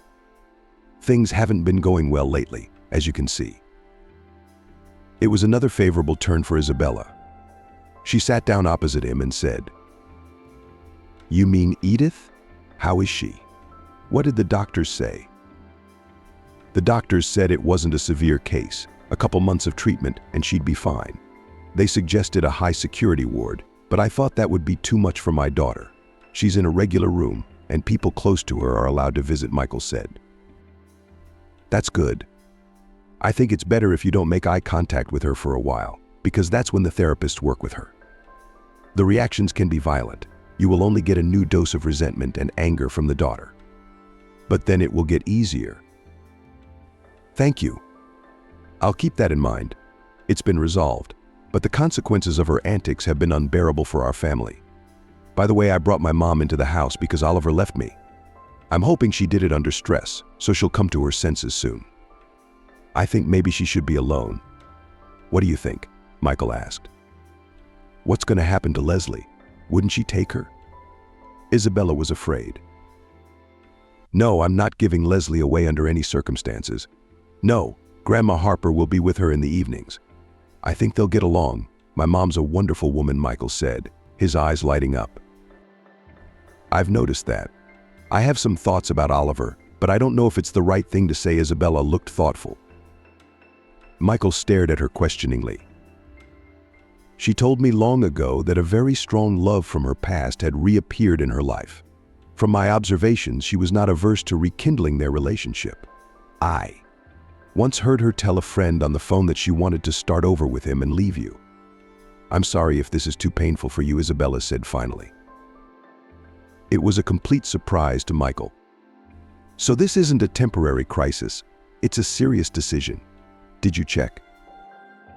I think so. She told me about it too. I'm sorry you were so cynically betrayed by that woman. Maybe it's for the best that she left, because you don't deserve to be treated like that. You're a wonderful father and family man. Oliver just didn't appreciate that. She betrayed you repeatedly. I'm telling you all this so you don't have expectations, Isabella said. That evening, Michael asked to be left alone as soon as possible. Isabella did so. She walked home with a sense of satisfaction. True, it wasn't the whole plan, just the foreplay, but it was working out better than she had expected. From that day on, Isabella began to take extra care of Michael. He didn't mind, as he was used to being showered with female attention during their years of marriage. An even warmer relationship developed between Isabella and Harper. Isabella, you're so caring, intelligent, beautiful. We love you very much, but I can see that something is troubling you. Tell me, maybe it will make you feel better, she said one day. Isabella remembered her promise that no one in this family should know the truth about her before her time, so she decided to turn things a little upside down. I just have a temper. I've seen a lot of injustice since I was a kid. I've come to terms with it now, so I try not to get too involved in life's battles. I'm more comfortable watching from the sidelines, she said. Yes, my dear girl. How I sympathize with you, said the older woman. Sincerely. Family. Do I know what a family is? I didn't have one at first. My mom died when I was 3 years old. A couple years later, my dad married another woman and had children of his own. When I was 8 years old, I didn't belong in my house. My stepmother was always fighting with my father because of me, demanding that he put me in an orphanage, but my father couldn't make up his mind. And I didn't want to part with my father. Then I think my stepmother decided to take revenge on my father. At first, she had just friends. Then we became close friends, often spending time together when my father was away on a watch. Then I realized they weren't just stepmother's friends. They were lovers, taking turns coming to see her, and at such times she would give money to her children and send them to the park. And I never saw the money or the park. One winter day I got so cold that I was sick for a long time, so I wanted to put an end to this outrage. I decided to scare everybody. If you remember, at that time the kids were having fun with firecrackers. I crawled under my stepmother's bed and waited for her next lover to arrive. It didn't take him long. And so when they started tumbling around in bed, I quietly lit one firecracker and tossed it under the windows. At the sound of the explosion, the lovers flew from the bed to the floor. But they didn't see me. They thought that someone had planted the firecrackers through the open window, Isabella said. Harper laughed until she was in tears, clutching her stomach. I imagined what it would look like. You're so clever to think of that. And then what happened? And then it didn't work out. The lover got nervous, smoked and said he didn't feel well and left. The stepmother was angry all day. And in the evening I overheard her making a date with someone else. When the other guy showed up, I repeated my act. This time I lit 2 firecrackers in a row. Again, I got away with it. They didn't even think to close the window. And then I did the same thing with the third one. The stepmother got scared and stopped bringing men into the house. Now she started going to them herself on neutral territory. But I then told her everything. I said that if it happens again, I will tell my father everything. After that, she stopped bothering me, started treating me on an equal footing with her children, started buying clothes, giving me money, letting me go to the park. And when I turned 17, we became friends. She was seriously ill then, lying in bed, and asked me to forgive her. I forgave her everything while I was lying in bed with my father, who had an accident. He died suddenly. After that, I was very scared to lose my stepmother. She was my only close person at that time. During the long nights when she was in severe pain, I sat by her side and begged her to live until her children were a little older. I had loved them as my siblings too, but she still died. I promised that I would take care of my younger brother and sister, but my father's sister came and kicked the 3 of us out the door and took our house. I had to leave my brother and sister in an orphanage. I had to leave my brother and sister in the orphanage until I found a job and a place to live, and when I came to pick them up 6 months later, they told me that they had already been adopted by different families.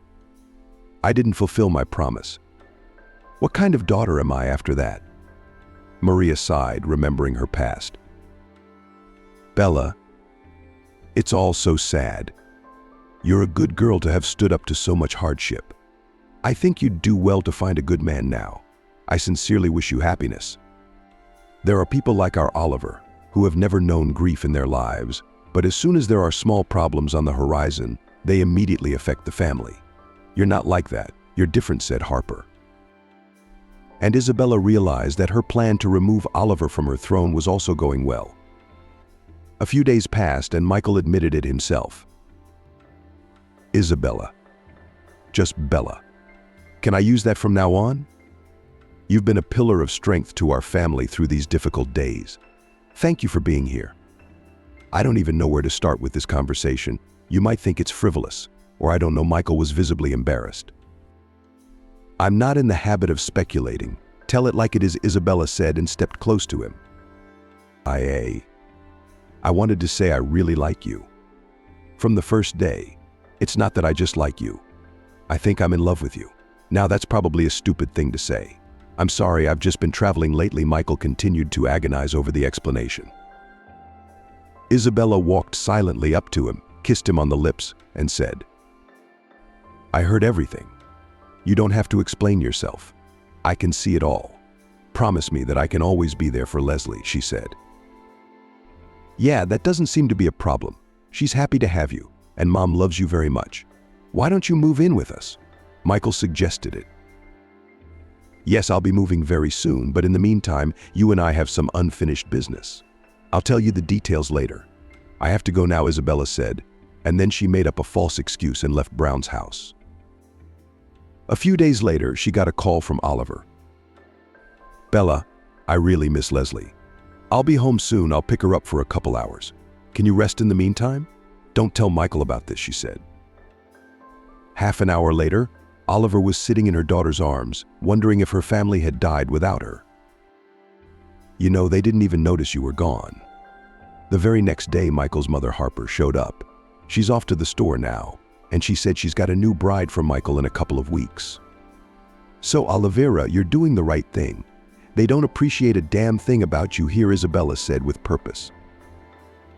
Fiancé? What fiancé? Oliver wondered. I don't know, but I saw Michael pull a positive pregnancy test out of his pocket and put it in front of the bathroom mirror. Maybe it's all to do with that, Isabella said idly. So it's all true. I gave him a hard time about the test too. He kept denying it, which means his mom's helping him get on with his life. Damn, they're so mean, Oliver wept. You were going somewhere with Leslie? Isabella reminded me. Yeah, we won't be long. I'll bring her back tonight and then I'll figure out how to take her back to my place. You rest for now, Oliver said. She took her daughter by the hand and left. Left alone, Isabella decided to give herself some rest. First, she made herself some herbal tea. Then she enjoyed that tea with chocolate in Brown's garden. When the time passed 12, she decided to take a bath and lie down. The worst started when she dozed off.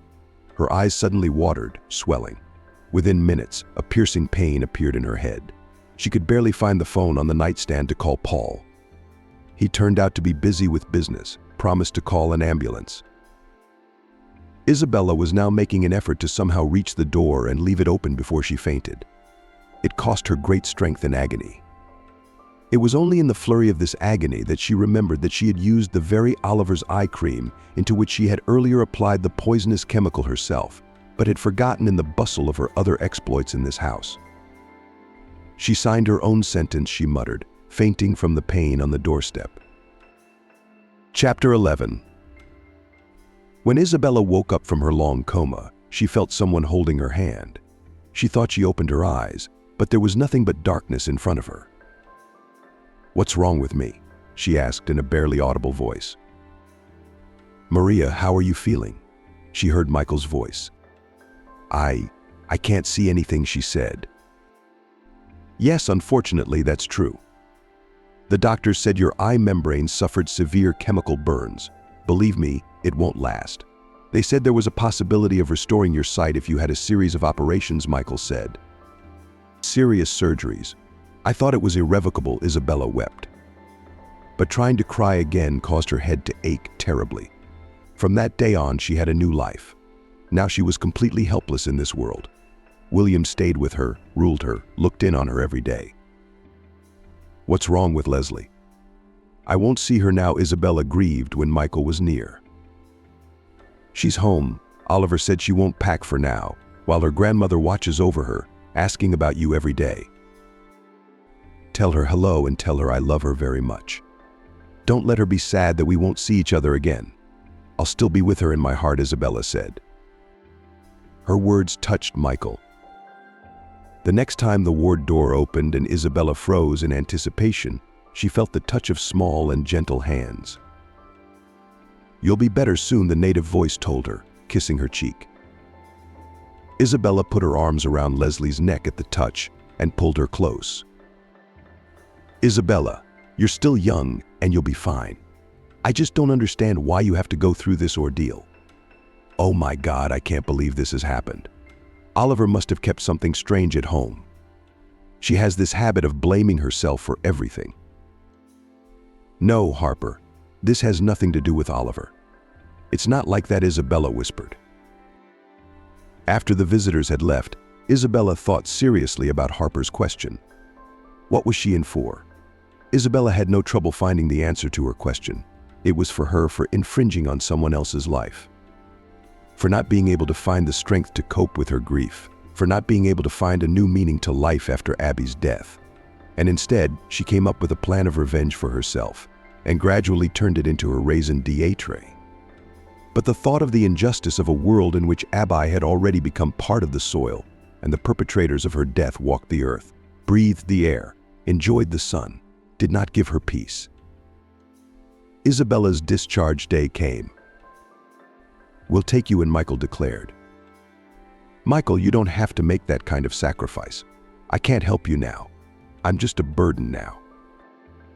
"I forbid you to say that, honey. You've forgotten how much I love you. You'll have surgery soon to restore your sight, but in the meantime, you'll be in my care," Michael said. "No, I'm against it. The surgery won't be for a while. I've heard how much it costs. I don't have that kind of money. My family doesn't need to think about money." "Honey, I've already made arrangements with the clinic. I've paid part of the money. I just have to wait for the date," Michael said. Isabella was taken aback by his answer. "Why? What made you decide that?" she asked. "It doesn't matter anymore. Could you have been a stranger to me? I'd still help in any way I could. And when did you become a member of our family? There's no other way. I really want you to be able to see again, to enjoy life, and to make us happy," Michael said. Time passed, but the surgery was not rushed. "Money. There's been a glitch in my business. Just a little more, and I'm paying full price. Then we'll go to the doctor," Michael said. But that wasn't what bothered Isabella.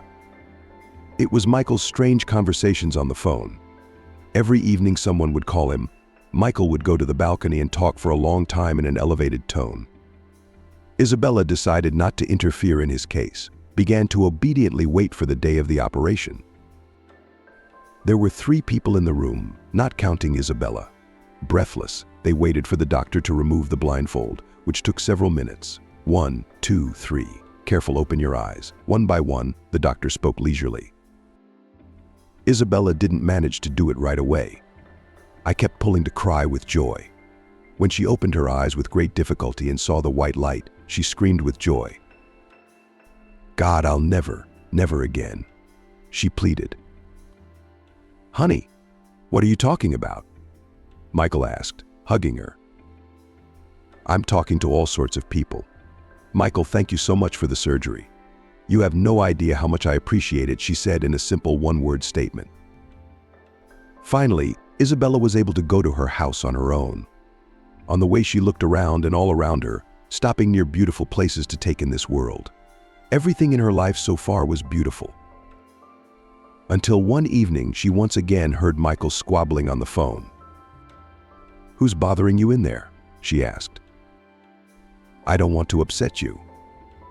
"Don't worry about it," Michael said. "His name is Ethan." "Is that correct?" she asked. "How do you know? Does he know you?" Michael wondered.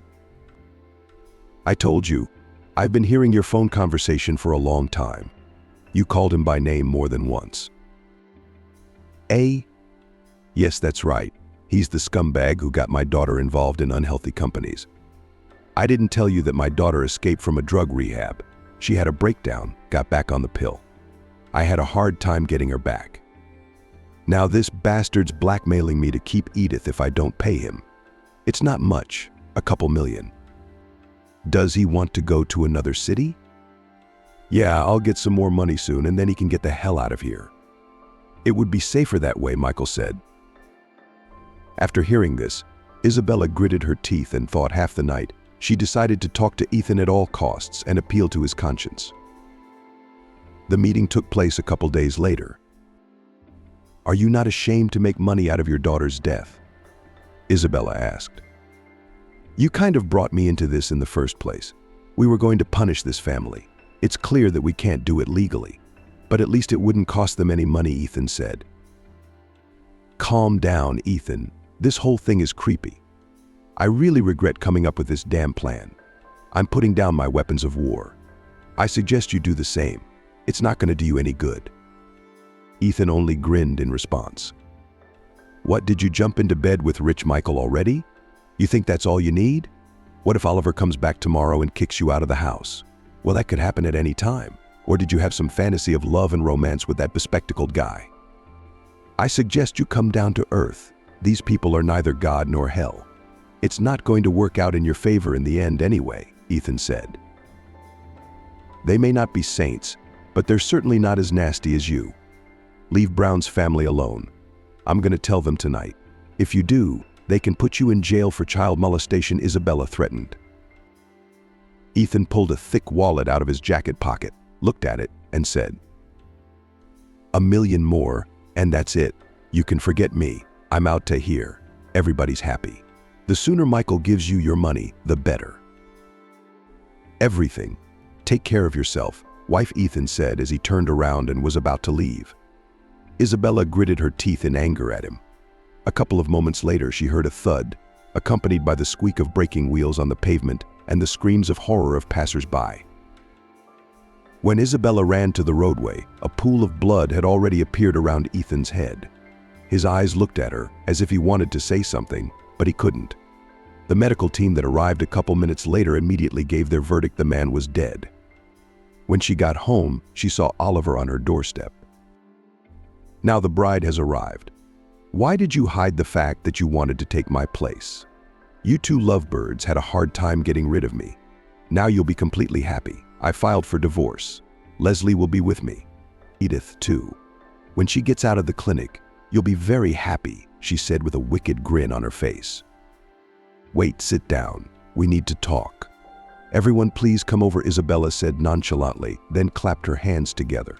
And that's how everyone else ended up at the kitchen table.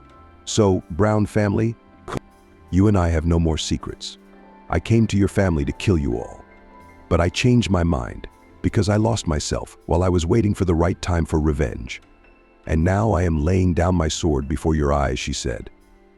She took a vial of liquid out of her bag and poured it into the sink. This was the poison that was supposed to kill each of you for the fact that one of you once ran over my only daughter to death and cynically walked away from responsibility. And yes, Oliver, your husband didn't cheat on you. I set it all up. Michael, I don't love you, but you've been a good man, and I'll leave the rest to God, she said. Then she kissed Leslie on the cheek and whispered a few words in her ear. It was her last day in the Barinov household. It's been 2 years since we moved here. I'm still not used to this heat, Isabella said, lying on the beach. It's only temporary, dear. It's just the pregnancy taking its toll on you, her husband William reassured her. By the way, I didn't like the heat before, when I was a girl wearing a crown of wild bells. My twins are like my sister, too, I think she said, stroking her bulging belly. Somewhere in another facet of reality, the forest bells rose again and delighted the eyes of passers-by. At the foot of the memorial lay the crown from them as well, just as Abby had dreamed. When Amelia said she was taking home her stepfather, Daniel, her husband's response was brief. You've got to be kidding me. They rarely visited Amelia's family because her father-in-law and mother-in-law lived on the other side of the country. But Amelia repeatedly told her husband that her stepfather had treated her remarkably well. Her mother had married him when Amelia was a teenager, the most difficult age. Not only did the girl have no disagreements with her stepfather, on the contrary, he replaced both her father and her older brother. Amelia's mother had died about a year ago, and Lucas had not only not become a cheerful widower, on the contrary, he had completely broken down. The tall, clean-cut man who seemed like he could roll mountains had turned into his own shadow. The neighbors have written to Amelia that Grandpa can't seem to live alone anymore. They are afraid when he is alone in the apartment and the neighbors go to work. What if he starts a fire or, on the contrary, a flood? No, they all understand Amelia he is not a relative, but in this case, it is necessary stepdaughter wants to come and register grandfather in a nursing home, and the neighbors will willingly buy the apartment, long dreamed of expanding their own, and the price is above the market. I'll bring Lucas to us, Amelia said to her husband and daughter. That's when Daniel said his. You've got to be kidding me. And Abigail's eyes sparkled. She really liked change of all kinds. Even if you and I didn't have such a big house and a communal apartment, I'd still find a corner for Grandpa. And here, thank God, there's plenty of room.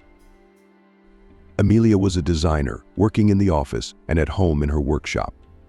Daniel left every morning for his law office. Abigail, 16, never tired of enjoying her summer vacation. Every day was a holiday for her, and her bicycle was her most loyal friend, ready to ride it from morning to night, because the neighborhood was quiet. Whether it was to visit my girlfriends, whether it was to go to the store, whether it was to go to the countryside, there was no place without a bike, and Abigail affectionately called it Grasshopper. He's green and spry, so it's a very fitting name. The pride of the family was its home. Until a few years ago, the Martins lived in a city apartment, but then they decided to move. So everything coincided. This mansion owner was selling urgently and therefore was ready to concede in the price, and the couple began to earn good money, and their own apartment went quickly, and for a good price. Of course, not without a loan, but the amount was taken as much as possible, and soon had to pay off in full. But now they had a green lawn in front of the house. Each had his own room and a large dining room, and on the first floor in the living room was a large, beautiful fireplace, where it was so nice to gather in the cold season. Amelia lovingly designed and decorated every corner. Soon the house could not be ignored, but the Martins were in no hurry to invite guests. The couple appreciated the quiet, cozy world they created here. It was so pleasant to plunge into it after the stress of work, after the noisy city. Abigail's friends came over a couple times over the summer, and then of course peace and all was forgotten. Birthdays were now a time to celebrate in a big way. The table was set in the garden, the trees wrapped in colored garlands on which lights flashed on and off. There were dances and cocktails, and when the celebration was over, everyone who wanted to stay until morning had a place in the house. In August, it was tradition to organize a night of stargazing. Earth, peaches floated through the meteor shower, and they drank homemade cider. Whoever wanted apple, pear, or cherry. Lying on the warm grass, the stars were so many that it seemed that God had planted the firmament with coarse salt, and now its grains glittered, and the length of the stroke of burning stars passed so quickly that, without applying all to make wishes. But this summer went wrong from the start, because it all happened at the same time. Amelia left to pack and bring her grandfather, and Abigail got caught up in the story. That day she decided to go to her friend's house in the morning. Mia called and said that she was tired of staying at home. Her parents had canceled their planned vacation because her father had a work emergency and they had decided to postpone it. But for her father and mother there is always a suitable country, if not in the northern, then in the southern hemisphere, where you can go even in depressing November, or in March, when all ready from snow and cold. It was her senior year, and since she was going for a medal, she would have to study hard, but now it was summer, there was nowhere to go, the city was hot and dusty, and Mia was angry at the whole world. Maybe my place? Abigail suggested it. No, you'd better come. You're probably sick of sitting in the middle of nowhere too, so we'll go somewhere, please.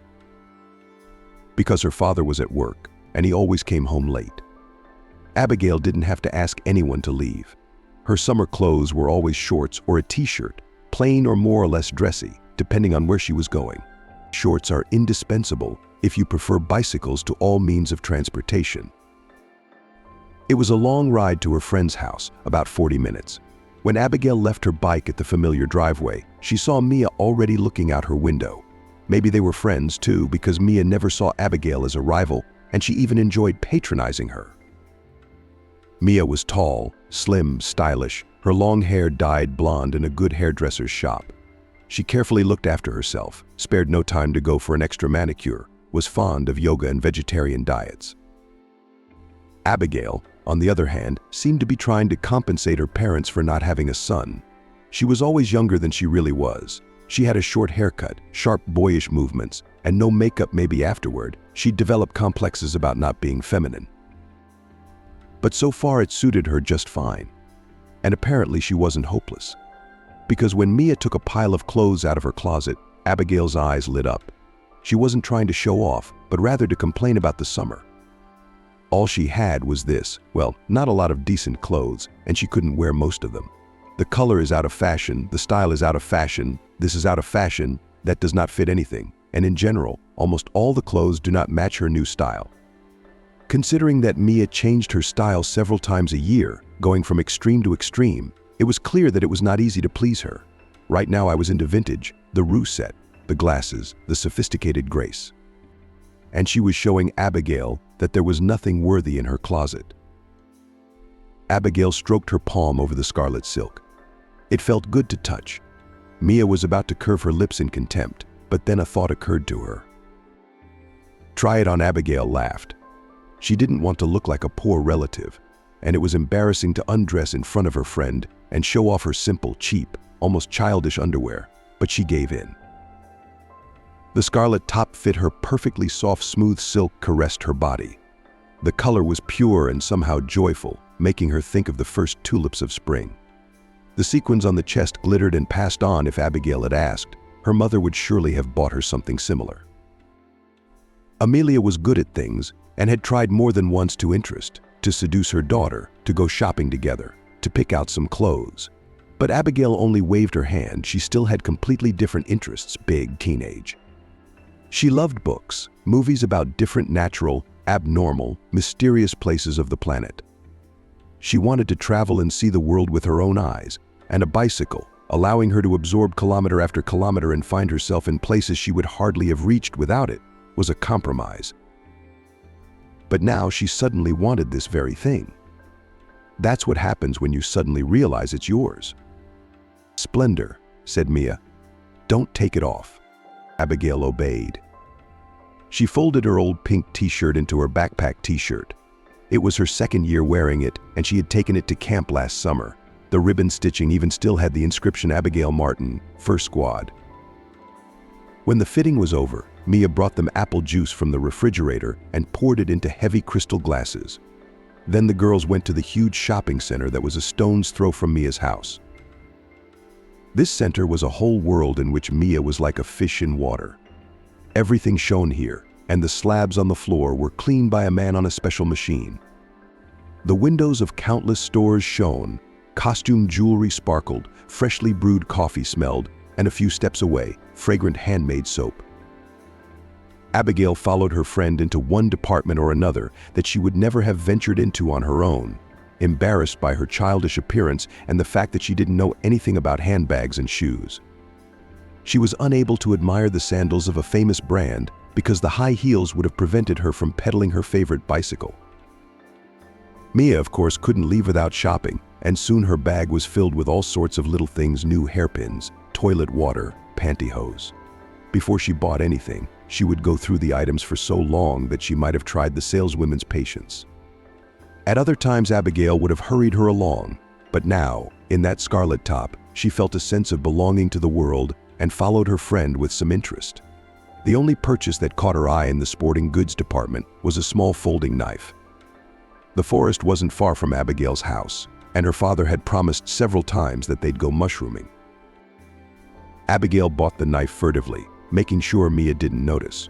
Otherwise, her friend wouldn't be able to help herself, would look at her with such blatant pity that it would be clear she thought Abigail was stuck in childhood.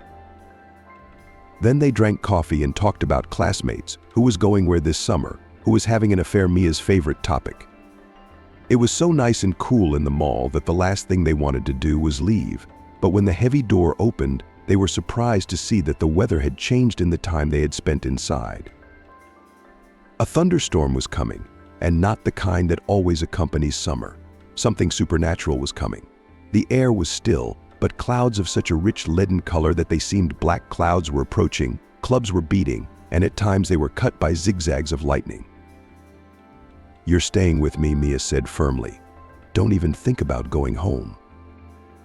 "But Dad, he'll call." "I'll go with them." "Find a solution," Abigail said. "Well, look out the window. It's no big deal." "Is this your first time?" "I promised my mom I'd keep an eye on my dad to make sure he wasn't running around with mistresses." "Fuck you. Feed him dinner and everything." "Well, at least take my umbrella."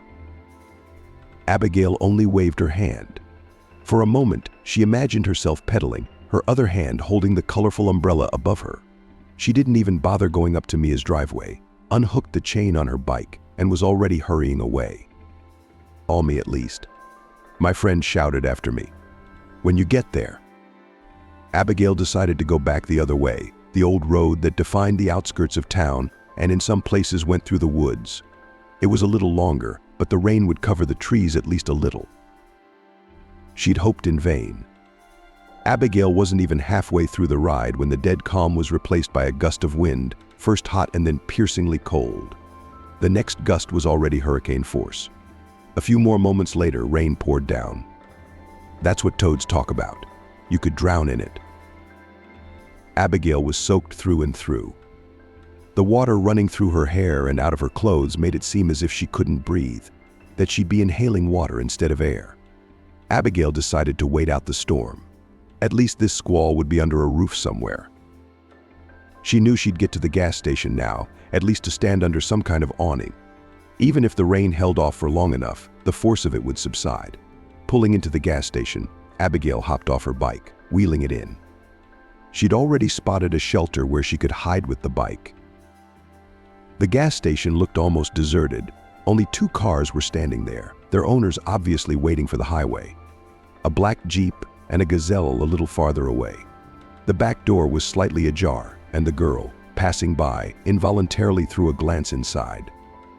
A bound man of about 30 years old was lying on the floor. His hands and feet were tightly bound with ropes. His eyes were closed.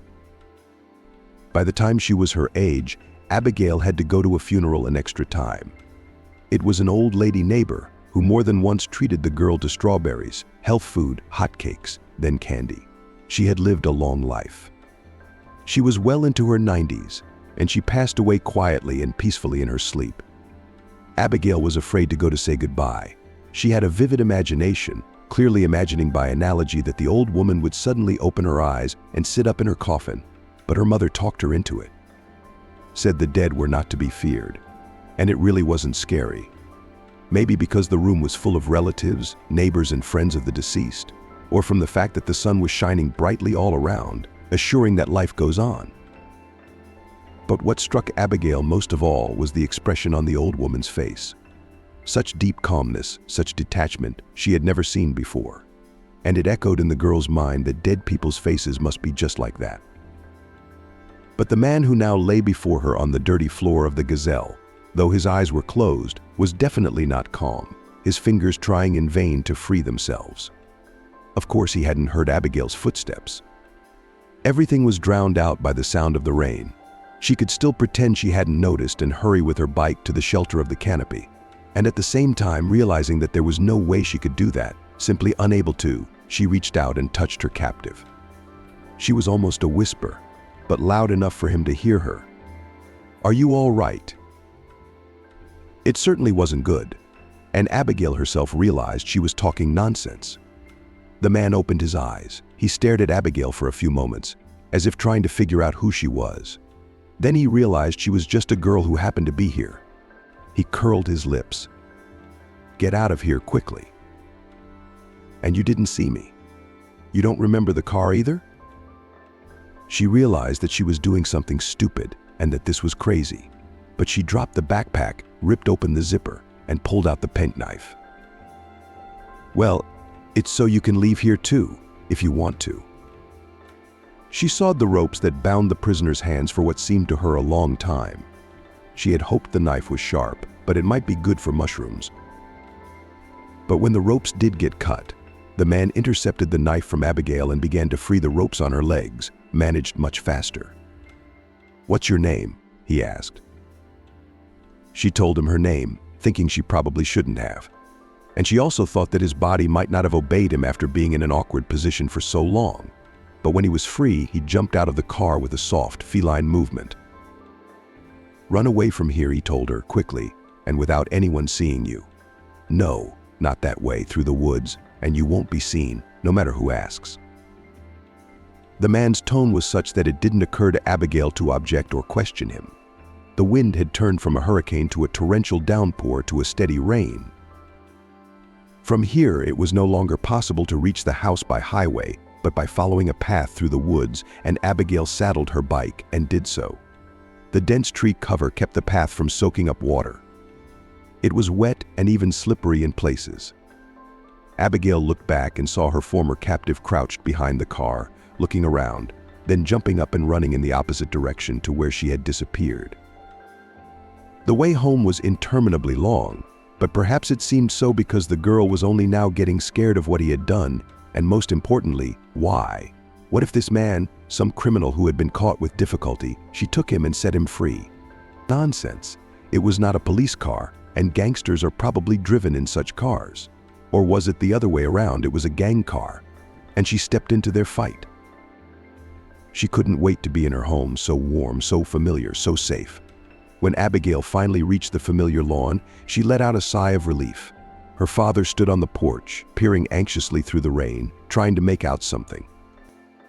That's it, finally. He didn't usually scold her, but Abigail realized he was about to get the best of her. "Why didn't you answer? I called you every few minutes." Suddenly, she lost her phone. Abigail's frozen and wet hands began to grip her backpack and saw that it was open. So she hadn't zipped it up after she'd pulled out the knife. The phone, thankfully, appeared to be in place. She saw a dozen missed calls, but something was missing. It took Abigail a moment to figure out what. She realized when she looked at herself in the mirror, she was wearing the same dressy top her friend had given her, and her own t-shirt, which, if she turned it inside out, read her first and last name. That t-shirt is still out there. With the backpack open, it could have fallen out at a gas station or on the road in the woods. You're not going back to find her now. That's not an option at all. If I thought about it, I'd go crazy. Get in the tub, silly, sit in hot water. You're cold as a frog. I'll think of something to eat, my father said. She'd promised her mom she'd keep an eye on her father, but instead she wanted so badly to close the bathroom door behind her, dip into the fluffy foam, and put all the scary stuff behind her, to turn into one of the fairy tales she'd read as a child. Abigail didn't realize she'd dozed off, sitting in the water up to her chin. A knock on the door woke her up. "Are you alive in there?" Dad asked. "I'll be right out." She entered the kitchen wearing a large terrycloth towel. She saw that her father was managing as best he could. Usually even his scrambled eggs were questionable. Either her father would be distracted by the television, drowning the unfortunate glaze in butter, it would shoot out in all directions, or father would oblige with his hands, but today there were 2 boxes of noodles on the table, steam still rising above them. Abigail was making tea. "You won't get sick?" he asked. "Otherwise I'll be a mother's grief someday. When you have children yourself, you'll realize how terrible it is, waiting for your child and not knowing where it has gone." Abigail was guiltily silent. There was silence at the table for a while, both of them hungry. When it was her turn, Abigail asked her father, "Do you know Grandpa well?" "Wait, what grandfather?" "He's my mom's stepdad. So you're not related by blood?" "But we're taking him in, and it's forever. I mean, as long as he's alive." "You've seen him, and I've hardly seen him. Just because I've been taken to visit old people, little ones, that doesn't count." Daniel wanted to say that when he went to visit his wife's relatives, he wished the visit would end sooner. He felt uncomfortable in someone else's house. He obediently helped in the vegetable garden, then sat at the table, smiled politely, but whenever possible he tried to get out, to walk around the city new to him, or at least to seclude himself in the room they had been allocated and escape into the world of the internet. But he looked at his daughter and changed his mind. Abigail's eyes were wide with curiosity, and she would soon be living with the old man, helping him in some ways, adapting to his regimen. Daniel still thought Amelia was making a mistake, though. Her stepfather should have been sent to a nursing home, and with no remorse. He's not his own father. You know, Abigail said, I've wondered more than once why he has such a strange name, like in Western movies. It's no big deal. Mom said, old, Jewish. I guess the only thing I can say about him is that he was very fond of your grandmother. It's great. I guess that's what true love is, when two people wait side by side until one of them dies, and the other then waits for them to meet in another world. That's romance, Daniel said with a soft smile. Apparently Grandpa has sclerosis or something worse, so you'd have to see a scruffy old kid who doesn't care about new romances anymore. You know, you're gonna have to be pretty patient. I don't know how right your mom was to do it this way. Most people your age don't have to deal with this. Having to feed an old man, change his laundry. Mom expects to do it all herself. I don't know. I think it's going to be a burden on all of us. All right, Abigail gathered the dishes from the table. She wanted to at least clean up the kitchen since she'd missed everything else. Who knows what will happen to us tomorrow? Maybe we'll have someone to take care of us too. Her father only ruffled her hair and walked out. When, having finished cleaning, Abigail reached her room, the first thing she did was go to the window. It had already gone completely dark, but the rain was still falling. The girl could hear its noise, distinguish the branches of the trees outside the window, and the woods became a black blur. If you look from there, from the darkness in the lighted room, it is like she is in the palm of her hand. Without realizing what she was doing, Abigail not only pulled back the curtains, but checked to see if there was a slit through which to peer into the room. This, of course, was nonsense. Who would choose to climb up to the second floor to watch her? She changed into her pajamas. Perhaps now, after the scarlet silk top, she wanted a nice nightgown too, silk, long, lacy. Now she only had some boys' pajamas, and there was nothing better than to settle into a warm nest with soft pillows under her back and pick up the phone. But Abigail didn't have time to dive into the internet before she got a call. The number was unfamiliar, and she automatically dropped the call. This was usually how scammers or intrusive advertisers called.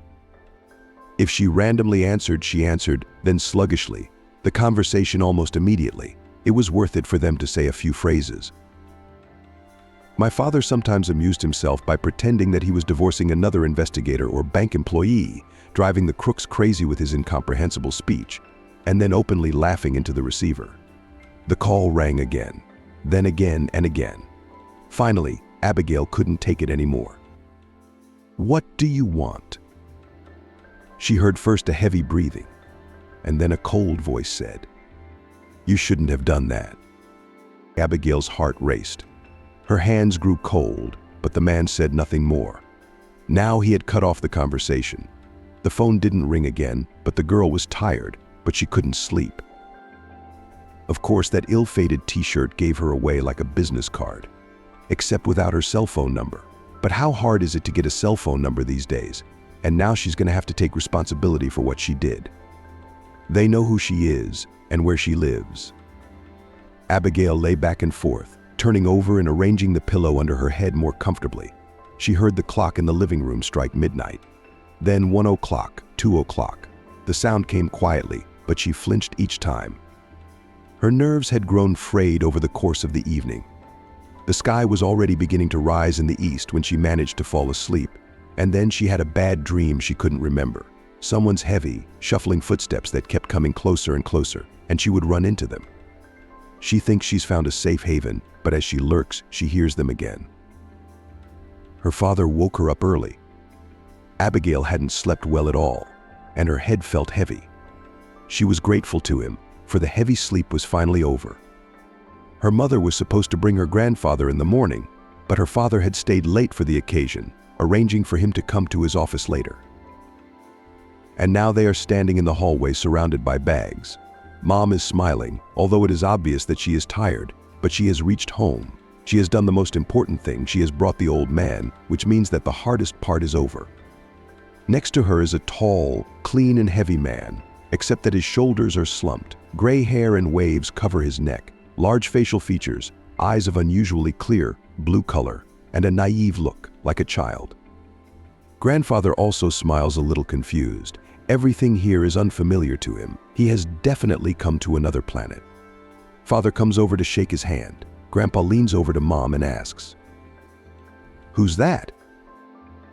"I'm your son-in-law," says the father. "My name is Daniel. We came to visit you. Do you remember?"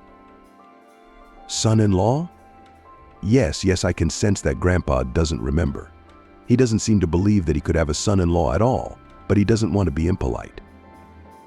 Then Grandpa shifts his gaze to Mom. "And you're my daughter." Almost Mom replies. Grandpa nodded, satisfied. A room had long been prepared for him on the first floor so that he could go straight out into the garden. It used to be his mother's workshop, sketching and designing. A few rolls of absorbent cotton were still lying on the floor, but in general Mom had tried to make it comfortable for an old person. A bed with a soft mattress, a small light table that could be moved to the bed or an armchair, she hadn't even forgotten the night light, and new slippers. Grandfather entered the room after her mother, and Abigail followed the little procession. She wondered how Grandpa would settle in. Amelia brought the bags in and set them in the corner. "Disassembly can be done later, when the victories are won," she said. Lucas carefully lowered himself into the chair and sat on the edge with his back straight. The brushes of his hands rested on his knees. "What are you doing?" Amelia touched his shoulder. "Daddy, you can get changed and get some rest while I call you to the table." "But we're guests here," the old man said questioningly. "What makes you think that?" "I brought you to my house. We live here, and you're going to live here now too, I told you." "But I don't live here," he continued to insist. "Ah, now I get it." Amelia crouched in front of one of the bags, unzipped it, pulled out a framed photograph, set it on the table next to the old man. Now Abigail looked first at her grandfather, who began to smile reproachfully at the snapshot, and then at the photograph itself. "Grandmother, where Grandma is, his house is there," Amelia explained quietly to her daughter. "I explained to the grandfather that she would definitely move with him." When everyone gathered around the table, all four sides of it were now occupied. Abigail watched her mother fill her plate first. "Grandfather has been starving lately," you might say, she continued to explain softly, so that the old man could not hear her. He was afraid to leave the house. The grocery store was across the street, but he still forgot which entrance he had to go to and called randomly to this or that apartment and asked if this was where he lived. One time, some leftist woman intercepted him on the street and helped him find the house. She told everyone, "Grandpa has such smart eyes, but he can't tell me where he lives." He was very afraid of getting lost. He gave his neighbor a purse with money and asked her to buy him more of this stuff, instant noodles. When I arrived, he had these boats stacked to the ceiling on his windowsill. When the old man tasted the flavorful chicken soup, his eyes filled with tears. "This is my grandmother's cooking. No one knows how to make such soup as she, my grandmother, made for me." "Yes, Daddy, yes." Amelia stroked his arm. "She loves me very much," the old man's voice was proud. "And I love her too." "Transfer the plate to me," Amelia asked. "I'll try to feed you a little." Abigail glanced at her father, his face impassive. Maybe that wasn't what he'd hoped. He'd thought the old man wouldn't be so inadequate, or that he could be fixed. But now those hopes had melted away. "And my grandmother also baked me a cake for my birthday. It was called something weirdly war-related. It was Napoleon cake. Dad, I gave it to you." "I remember that fairy tales sometimes have beautiful endings," said my father, speaking to no one in particular. "They lived happily ever after and died on the same day." Amelia bowed her head and looked at her husband point blank. "Why did you bring that up?" she finally asked. "Do you have any idea what awaits us?" Daniel apparently decided that it was okay to hold back in front of the old man. He wouldn't understand anyway. "The least we can do is your stepdad gets lost and strangers bring him home. Worst case scenario, he does something to the house, sets it on fire or blows it up. I can already see that you've set yourself up to blame him for everything he's done. You see, I'm a little worried because we don't have a spare house. If I had 5, I wouldn't say a word. What, you're completely dismissing the possibility? Amelia's silence was more eloquent than the answer. At least in a nursing home, they have someone watching them all the time to make sure they don't smoke. Daniel continued. And how do you see your, or rather our future? I don't know. Maybe you're planning on quitting your job so you can visit your stepfather. Or do you want to hire a caregiver? Do you know how much they charge per day? The old man looked from Amelia to Daniel. Abigail thought it was a mistake for her father to make this conversation in front of her grandfather in particular. There was no way Lucas didn't understand. The old man rose heavily. I guess I'll be going, he said. Where is the room where Grandma Edie is waiting for me? You probably want to rest after the road, don't you? Amelia said hurriedly. Abigail, walk me out. Will you lie down to sleep? The girl asked as she led the old man to his room. Or do you want to watch some movie? I love movies, he replied to surprise. Great. What do you want to watch? What do you want to watch? About the sea. It was a completely unexpected answer for her. But he clarified. I love swimming and learned to dive when I was a boy. The boys and I used to swim to the islands and back underwater. It's so beautiful. The sea is the sea, Abigail said, and after mentally searching for the right subject matter, she turned on Senor Robinson. I think you'll like it. My father and mother were still arguing in the dining room. They rarely argued, but now they couldn't seem to find any common ground. But he had an apartment left by his wife, persuaded my father. What are you talking about? That's a whole lot of money. We could have found a very decent nursing home, private, all paid for. Or do you have other plans for this place? I asked him if he wanted to live where his peers live. He'll be fed, cared for, treated. And you know what? He said he wanted to die with his family around him. Then it's definitely not for us. You don't have a drop of his blood in you. Is there any other relatives he might have left behind? Why didn't you tell me all this before I brought him here? What am I supposed to do now? Take him back, turn him in here somewhere. But you could have assessed his condition and not dragged him all the way out there, not tortured him with a long journey. You could have resolved the issue there, at the place of residence, so to speak. Abigail stood in the doorway and patted her palm. To draw attention to herself with that sound, her father and mother turned toward her, both of them painted like they'd done hard work, and her mother's hair shot up. Do you remember that Grandpa's birthday is next week? He just told me himself, let's give him a real birthday party, like the one I had, with balloons and music and a big cake. I think he'll be glad. And guests? Father asked in a hushed voice. And guests, Abigail nodded. Mom's going to call her Emily and her daughter. I whistled at the girls. Can you get someone too? Emily was my mom's friend. She was raising a daughter with Down syndrome and rarely went out with her. She said she couldn't stand the pitying and curious stares of others. Her mom threw Abigail a look of gratitude and something else. It seemed to the girl that for the first time, her mother considered her an equal instead of a little girl. For the rest of the week, the parents tried to return to their previous lifestyle. They drove to work, returning at night, doing chores around the house. Abigail had changed a lot, though no one else called. She hardly ever left the house, only occasionally going into the garage and looking sadly at the bicycle, which had found a home in a corner near her father's car. Father and mother were at ease with their grandfather. Abigail took it upon herself. It was surprising that this essentially stranger didn't irritate her in the slightest. Perhaps it was because not a single burdensome memory lay between them. He had never punished her before, never forbidden her anything. And the only thing Abigail had known about the old man before they'd seen each other was that he loved her grandmother very much, and she loved him. And now, as she sat next to Lucas, she could feel that love left in him. If you had some special vision, you could see him glowing, burning with that love like a firefly in the night, and she would only fly away with him. And that love warmed those around him, Abigail too. She had never been much of a talker, but it was easy for her to chat with her grandfather about everything in the world. Maybe because she knew he wouldn't give away her secrets to anyone, he'd forget everything right away.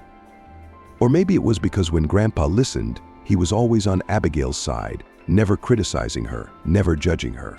And it seemed to the girl that he understood her in a way that others didn't.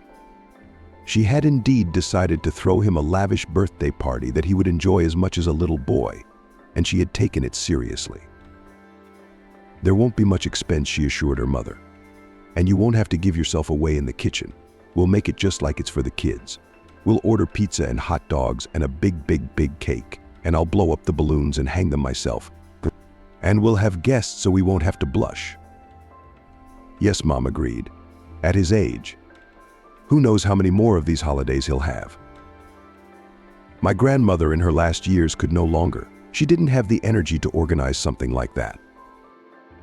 "I think it'll be nice for her to see from there that she's not abandoned, as long as he doesn't do anything that'll make Daddy angry." "It'll be fine," Abigail said confidently. But Amelia had her doubts. She knew she and Daniel were not on equal footing. His father and mother were well maintained and still quite strong. His father and mother advocated a healthy lifestyle, occasionally visiting, behaving within the bounds of their behavior that would have shocked even the Queen of England. He believed that all old people should be like that. Grandfather every morning threw out a new trick. He forgot how to tighten buttons. He got reacquainted with the owner of the house. Goldfish, memory 3 seconds, Daniel threw as if to himself, but so that his wife could hear him as well. On the eve of the holiday, everything was ready, and Abigail, helping her grandfather to bed, told the old man that tomorrow he was in for a surprise. Which one? Revitalized. You can't tell a surprise in advance, or it will be ruined. Did you know there used to be ice cream like this? The expression on either face was dreamy. He made himself comfortable on the cushions. There's biscuit and fruit at the bottom, ice cream in the middle, hot meringue on top. It was called Surprise. My grandmother and I ordered it in the South. We loved it. That's right, Abigail said to herself. She'd have to order more ice cream first thing tomorrow morning. She had already prepared a present for her grandfather. She's been going over it a lot. Would he be happy with new pajamas? He wouldn't even notice. Something tasty? Tomorrow would be full of treats. She finally settled on a kaleidoscope. Her eyesight, despite her advanced age, was excellent. And Abigail had no doubt that he would look at the brightly colored patterns with childlike curiosity and joy. She had already undressed herself and was preparing to go to bed when her cell phone vibrated on the nightstand next to her bed. Again, an unfamiliar number. Now Abigail's heart sank into her heels. Every time she saw a call coming in, she invariably dropped the call if it came from a number she didn't know. That's what she did now, but a minute later she got a message. "I need to talk to you. Pick up the phone." Oh my God, what is this?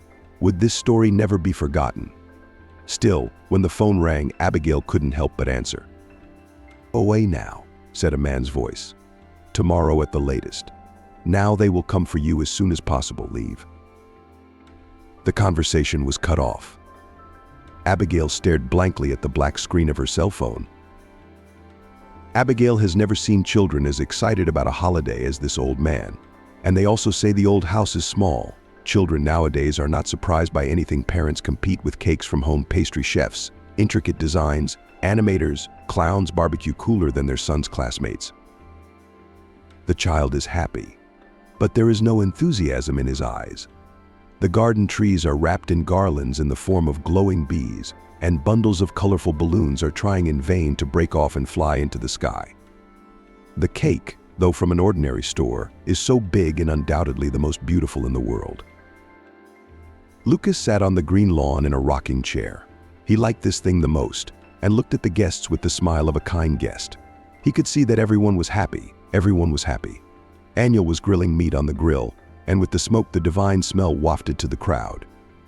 There were jugs of cold lemonade and glasses on a special table. Daniel, of course, did not invite anyone from his side. The old man was well liked by all the guests, and no one thought of making fun of him.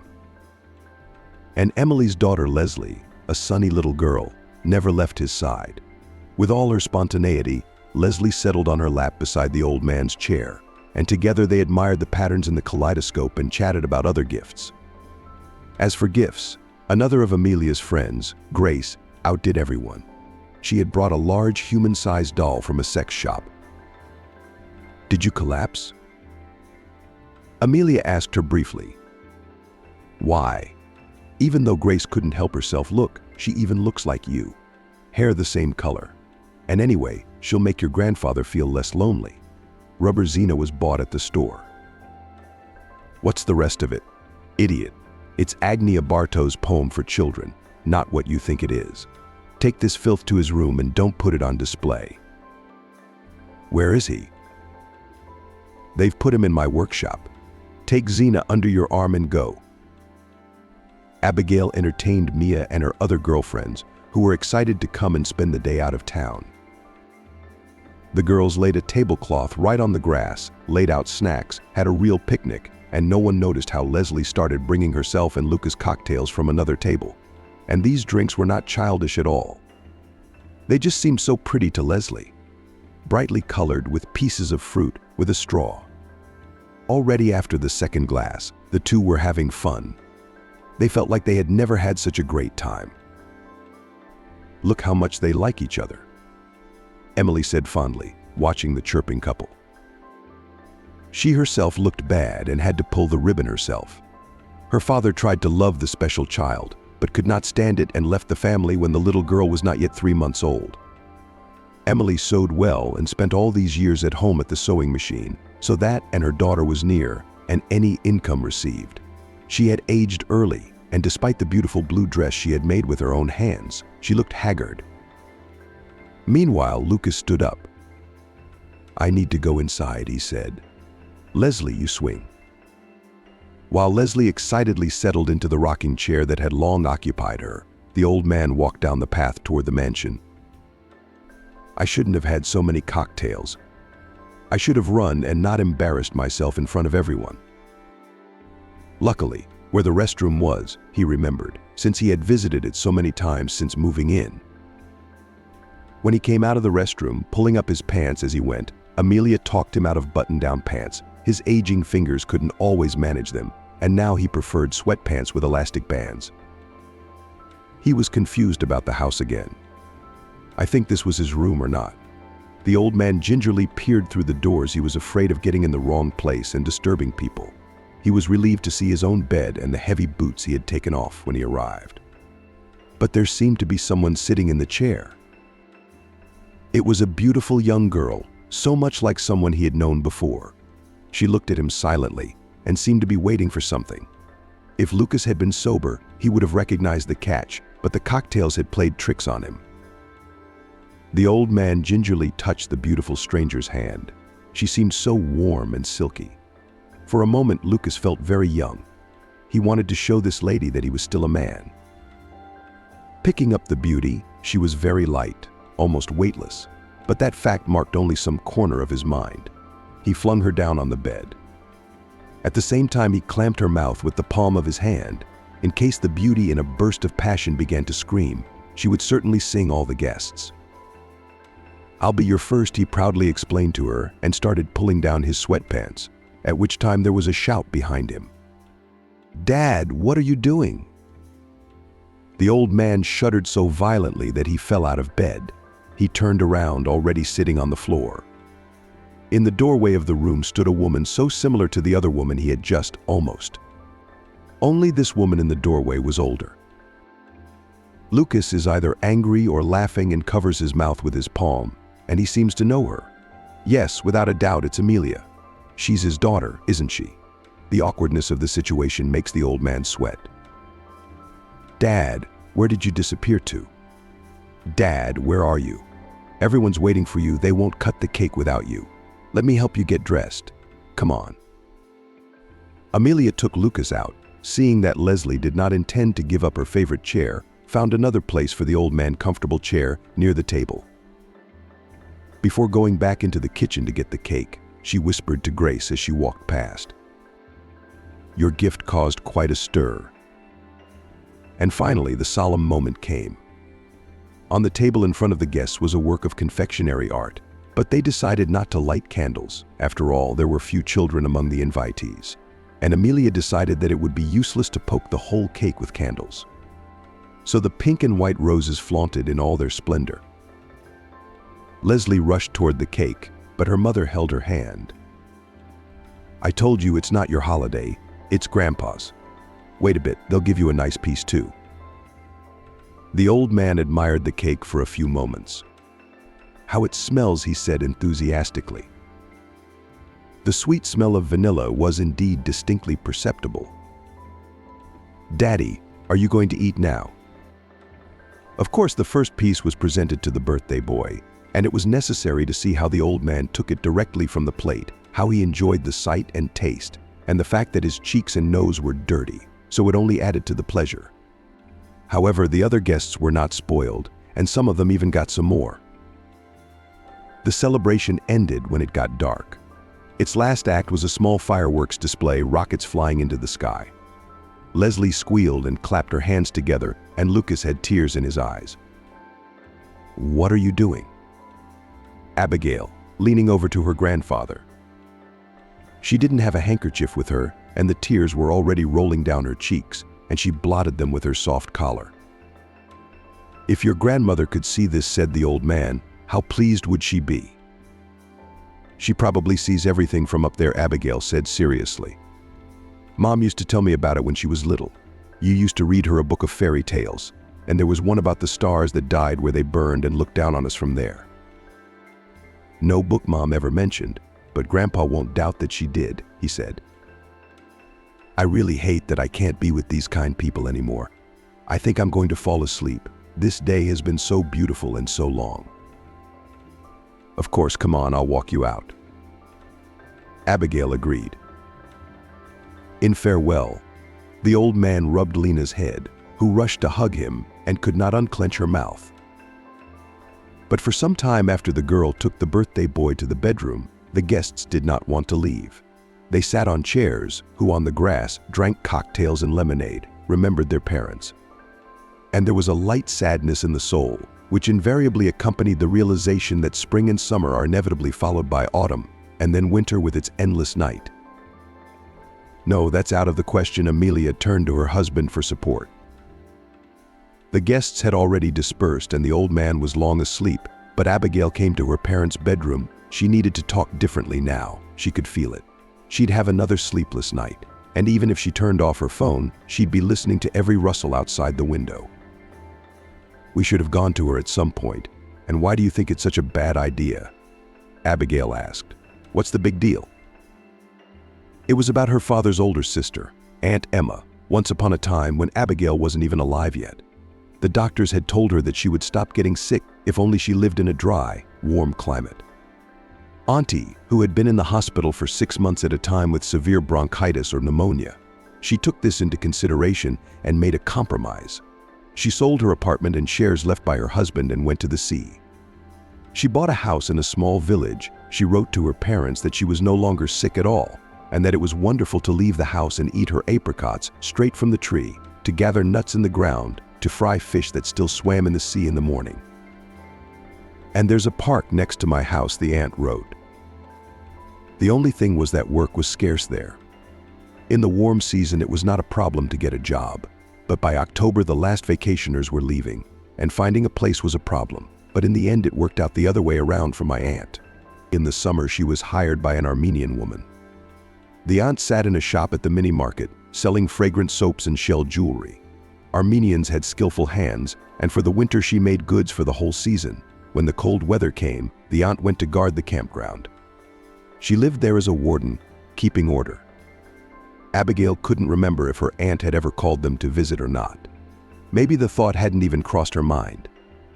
And imagine she wants to go with Grandpa. Mom spoke of it to Dad as something impossible and out of the question to drop a baby and an old man on her head. Emma invited us, of course, but not in such a group. My father rubbed his forehead tiredly with the palm of his hand. That's how Abigail found out that the invitation from her aunt was coming after all. That's a classic example of insolence. Mom disagreed. As soon as a man moves to the sea, he has a bunch of relatives ready to land on his neck. But we've never taken advantage of the salty hospitality. And you shouldn't start. Mom cut me off. But Abigail folded her arms across her chest. Dad, can you at least ask her, please? Otherwise, I'll be home all summer. And if you go without Grandpa, you really have to go to work. How will you leave him? To whom? He promised to teach me how to swim. He's a good swimmer. She shouldn't have said that. It made both of them angry. It is out of the question. He will drown himself. And you, out of sheer nobility, will keep him company, said the father. Don't go near the water with him.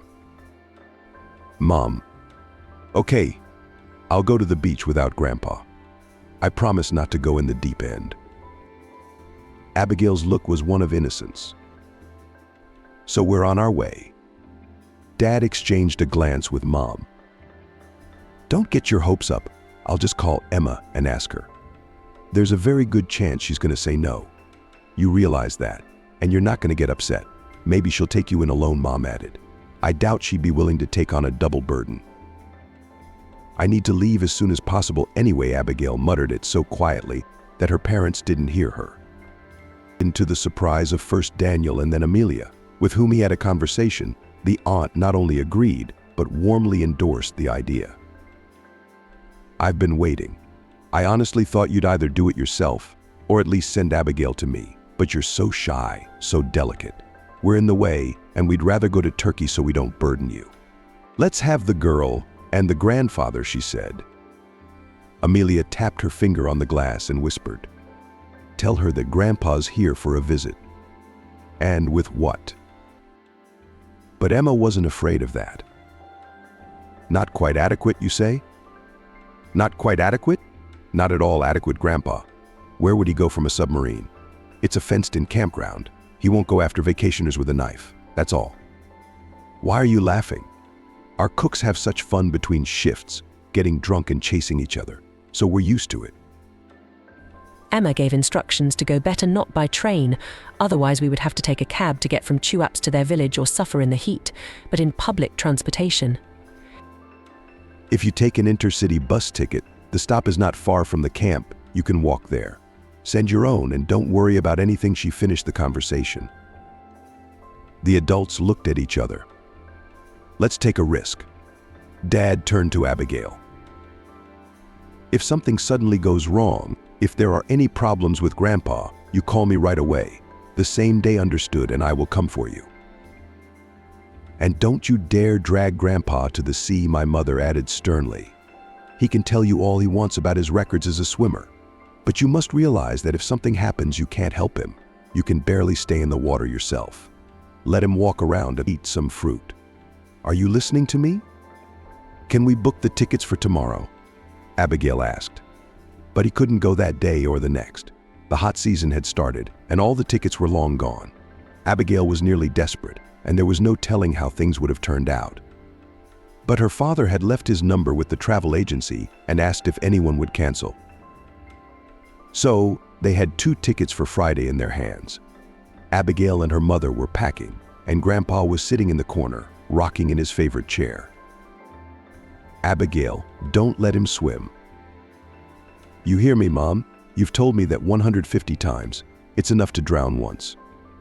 All right, I'll put a collar on him and put him on a leash. If you get cocky, you'll both stay home altogether. Abigail was silent. But the moment had finally come when her father had driven them to the cafe in the early morning car and waited for the huge white coach to pull up beside them. Now the day was winding down, and Abigail sometimes wondered if she had overestimated her strength and whether she would ever want to have children. If the saying that old is as old as the little really applied to reality? Most of the passengers were dozing, for everyone had to get up early this morning. Some were looking out the window. There were 2 TV sets in the cabin, playing old Soviet movies, but Grandpa was probably the only one who was interested in them, and he felt passionately for the heroes. At times he swung his fist, mumbled something, sometimes wiped away tears. An older woman named Chloe, who was accompanying the group, had already approached them a couple of times. The first time she'd addressed her grandfather. The second time was to Abigail. It's very touching that you take everything so personally, but could you be a little quieter? You're disturbing the others. I couldn't relax for a second. Near Las Vegas, they stopped at a motel on a country highway, and Abigail had found a lovely spot for her grandfather. There was a large fountain right behind the cafe. The water ran down the tall, 2-human-sized wall. It was cool in spite of the heat. "Sit here," she said to the old man, settling him on the bench. "I'll get us something to eat." She was in a hurry, knowing that Grandpa couldn't be left alone for a minute. Her mother had given them a whole bag of food, but they still had to fill plastic cups with hot water from the cooler, and they couldn't run out with boiling water in their hands. As she approached the fountain, Abigail saw an unfamiliar young man sitting next to her grandfather and talking to the old man. Had Grandpa done something wrong again? She quickened her step. As she approached, the guy stood up. He was very young, not much older than Abigail herself. Blonde, wearing a dazzling white t-shirt. She didn't care for pretty boys right now either. "What's wrong?" "There really is a lot to see around here," he said with a slightly embarrassed smile. "So I can understand your grandfather wanting to see everything, but I talked him into waiting for you." "Thank you." The boy stepped away, and Abigail promptly forgot he existed. She stirred Meiji's soup into the cups and handed Lucas the sandwiches, making sure he drank the soup without burning himself. "Will we be there soon?" the old man asked. "Not yet. Tomorrow, and it'll be better if you sleep." When the parking lot ended and the bus touched down, the old man did fall asleep from the movie in his head, and Abigail took a breath. She noted the guy riding with him, sitting at the front of the bus. There would be lots of stops when the coast started, and so all the way to the final one, they'd probably get off at different places.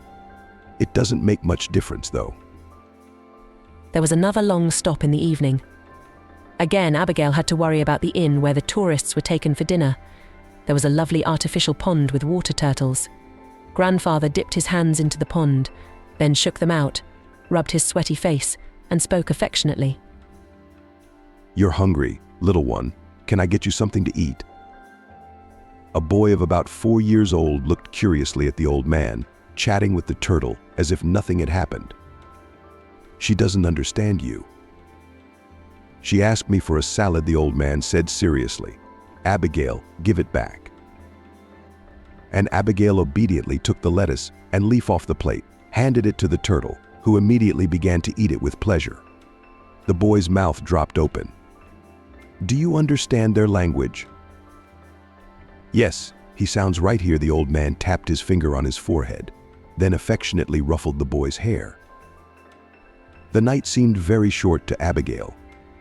She gave her grandfather the window seat, and he slept until morning, while she watched the road run by, the headlights illuminated by the light of the headlights, the stars standing still outside the windows, the street lamps glimmering somewhere in the distance, the nighttime parking lots.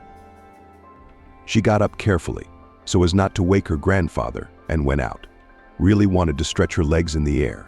It seemed to feel different as they approached the south. Still, the chill made Abigail shiver. Some of the passengers went to the boarded-up restroom booth. Others, despite the late hour, peered into the diner's tiny cafe. Men at a table were pouring brandy from a plaque with a red star on it. "Would you like some tea?" A voice called out to her, seeming familiar. The guy in the white t-shirt lifted the thermos. Abigail wanted to say that there was boiling water on the bus, that if she drank strong tea, she wouldn't sleep at all until morning, but the guy read her mind. "My tea is special. It's cinnamon and ginger. You haven't tried it? Would you like some?" And she gave up. "I'll get some cups," she said. They were free on the bus, as was the sugar.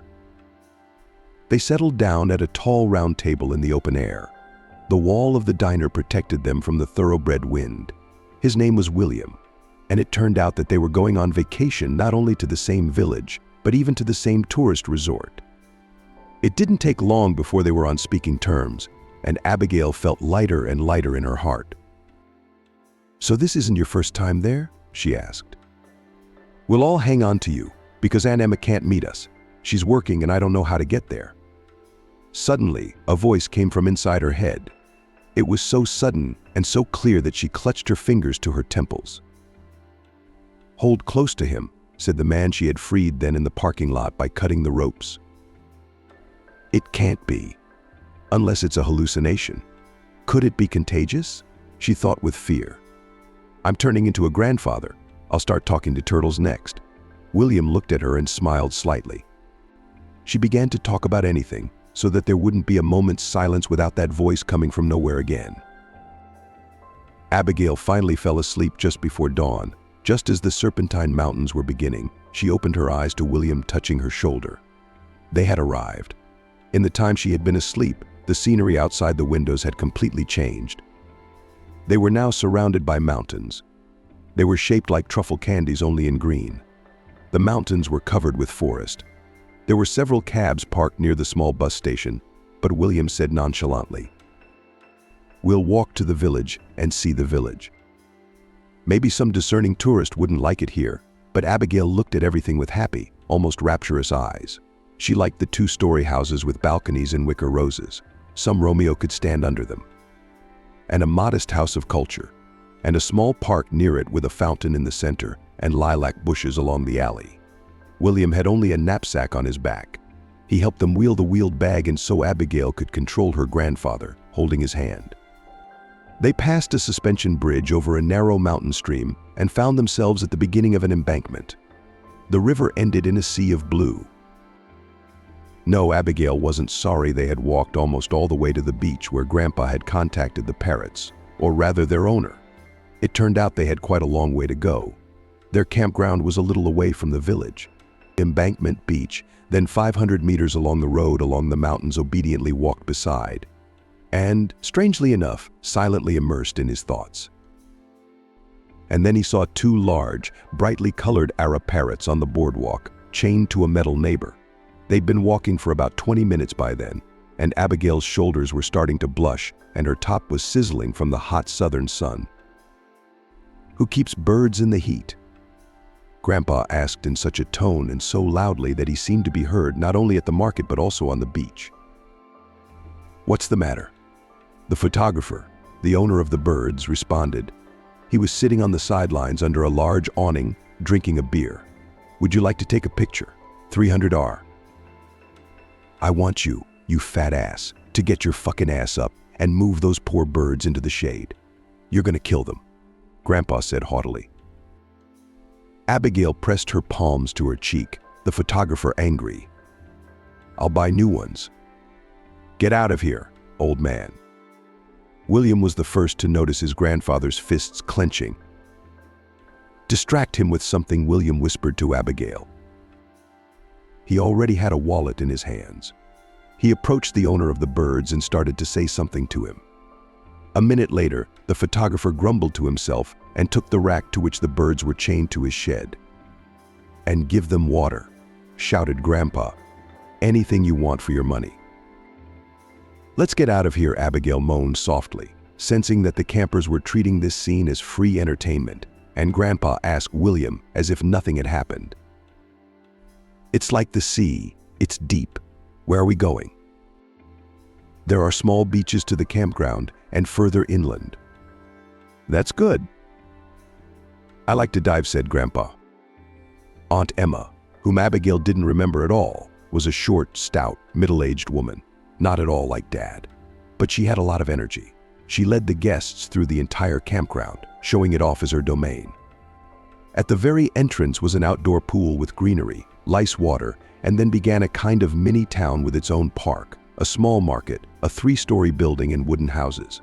The recreation center was surrounded on all sides by mountains covered with coniferous forests.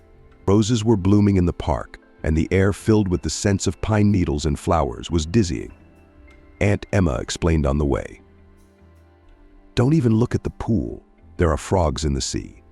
There's my cabin, but I only go there for the night. So if you need me, you'd better call me. We'll arrange a place to meet. I've put you in the attic. It's comfortable. Just watch out for Grandpa. The stairs are steep." William waved at them and went to the administration building. It was where he had to check in with his voucher. Aunt Emma had not been deceived. The small room under the roof had everything he needed. The balcony overlooked the mountainside. You could go out naked, no one would see you. A small air conditioner kept it cool. "Do you want to rest?" Abigail asked her grandfather. And when we go to the sea, he looked at her like a child waiting for permission. Hundreds of parental warnings flashed through her mind. She couldn't refuse that slightest glance. I should also ask William if he's a good swimmer. Well, what if he is? They met Aunt Emma on the way to the beach. She was angry. What is this? There's a truck rushing down the road, taking food to the canteen. The chauffeur sees me and at least slows down. Didn't he? As I was fleeing to the side, I stumbled and landed on my bag in one fell swoop. And in the bag, there's a box of wine and a passport. He takes out a document from the wine sea and drips from the pages. They're pink now, the color of the Cabernet. If you show your passport to someone, they'll say the woman had a good summer. Abigail had no choice but to giggle sympathetically. But she was relieved to see William on the beach. She was relieved to see William on the beach, but it turned out that he not only knew how to swim, he was also a diver. "I'll show you a water cave," said the man. "It's not far away." "You think too highly of me. And anyway, I only promised to be home by the shore." "You better watch your grandfather." William promised, and he immediately rejected the small beach of the tourist resort. There was nothing to see. He led them along a narrow path along the cliffs to the cape, where, according to him, the most interesting things began. It was indeed steep here. The shore stretched on, and even Abigail was up to her knees. She walked, cautiously, stepping from one round stone to another beneath the mirror, like imperious sheen of the water. A living aquarium, fluffy green and red algae tickled her feet. Small flocks of translucent fish swept by swiftly. Abigail occasionally bent down and picked up a particularly beautiful rock or shell and peered in the direction her men had gone. There, away from the shoal, was the end of the shoal, and there was plenty of room to swim and dive. When they returned, William was impressed. "Your grandfather's a born diver. You shouldn't have been afraid for him." "How do I know what's going to come into his head in 5 minutes? Maybe he'll want to swim out to sea with the fish." In short, the day had been full of impressions, and the old man fell asleep early, as soon as it began to get dusk. However, the twilight was swift. Just now the sun was still slanting toward the water, and now it was night. Of course, the young people were not going to go to bed so early. Abigail and William agreed to go to the waterfront, and at 9 p.m., the girl was already locking up the room where her grandfather slept. It was the only way she could be safe for him.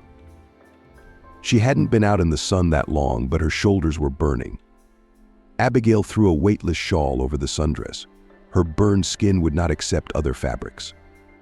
They walked the same path on one side of the cliff, the sea on the other, smelling of water and seaweed that the waves threw ashore. It was almost completely dark, only the light of a young month. And there, on the seafront, there was an extravaganza.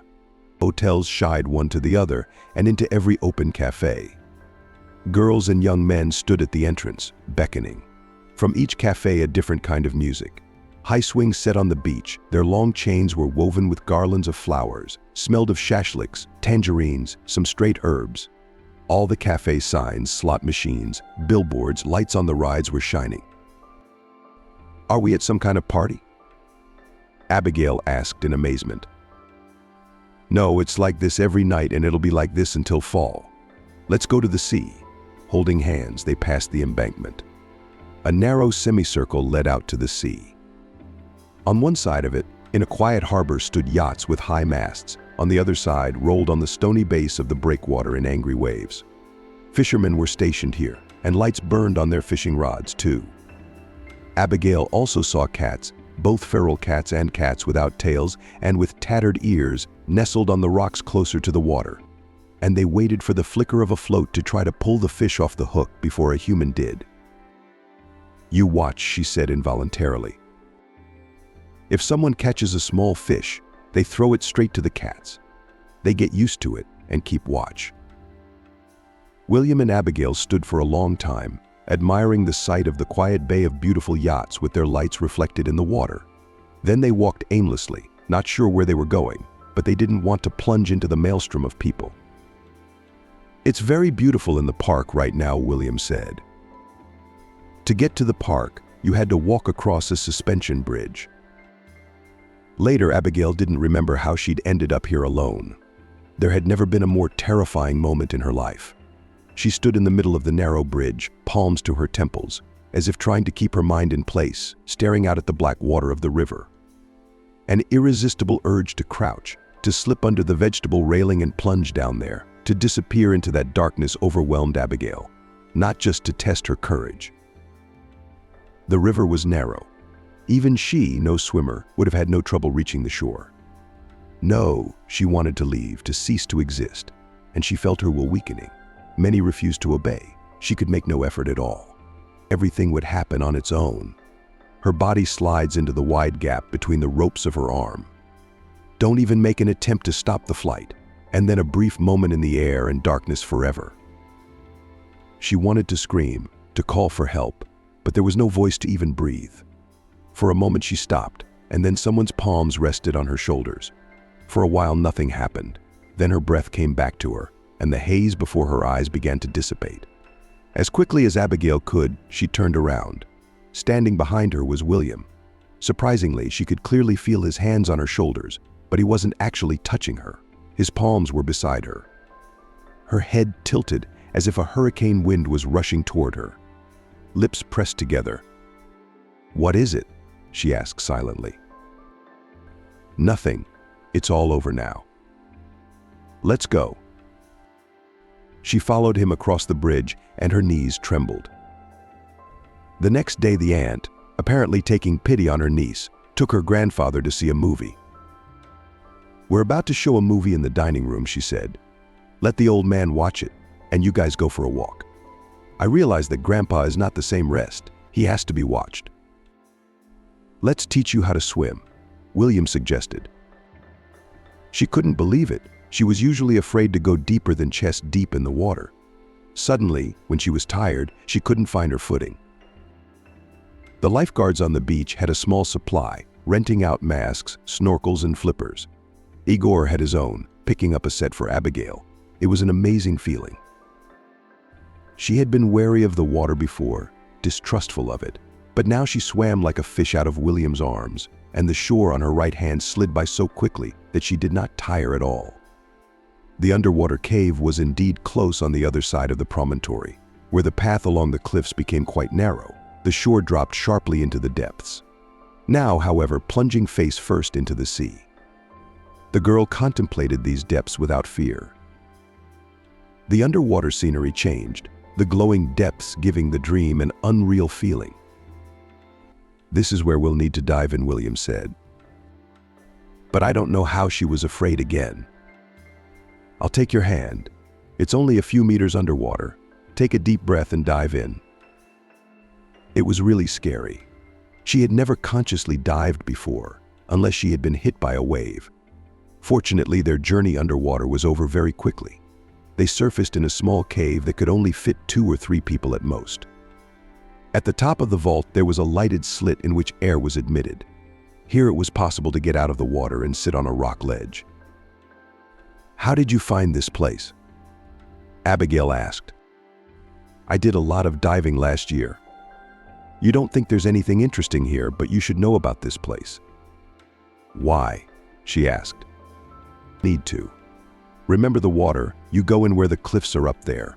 A crooked pine tree grows, like the verses of the rasping wolves, rasping paths, and immediately below is a cave." Abigail shrugged, signaling to her companion that she wasn't likely to make such a journey alone. But they sat in the cave for a long time, feet dangling in the warm seawater.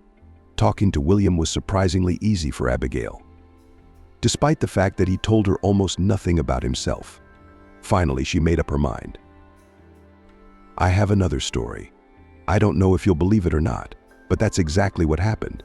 And if it hadn't been for that incident, I don't think I'd be here." And it was as if once again a hot summer day was before her with a storm of such power as she had never seen before. Sparks connected the man on the floor in the car and the rain streaming down her face, and the knife in her hand. She held it so tightly she couldn't unclench her fingers afterward. I don't know why I did it myself, she admitted. Who was this man, and what had he done? And why did they want to kill him? Because they weren't taking him to be decorated. But since then, I've had several phone calls and threats. And this man told you to leave? I haven't even told my parents about this story. Abigail shook her head.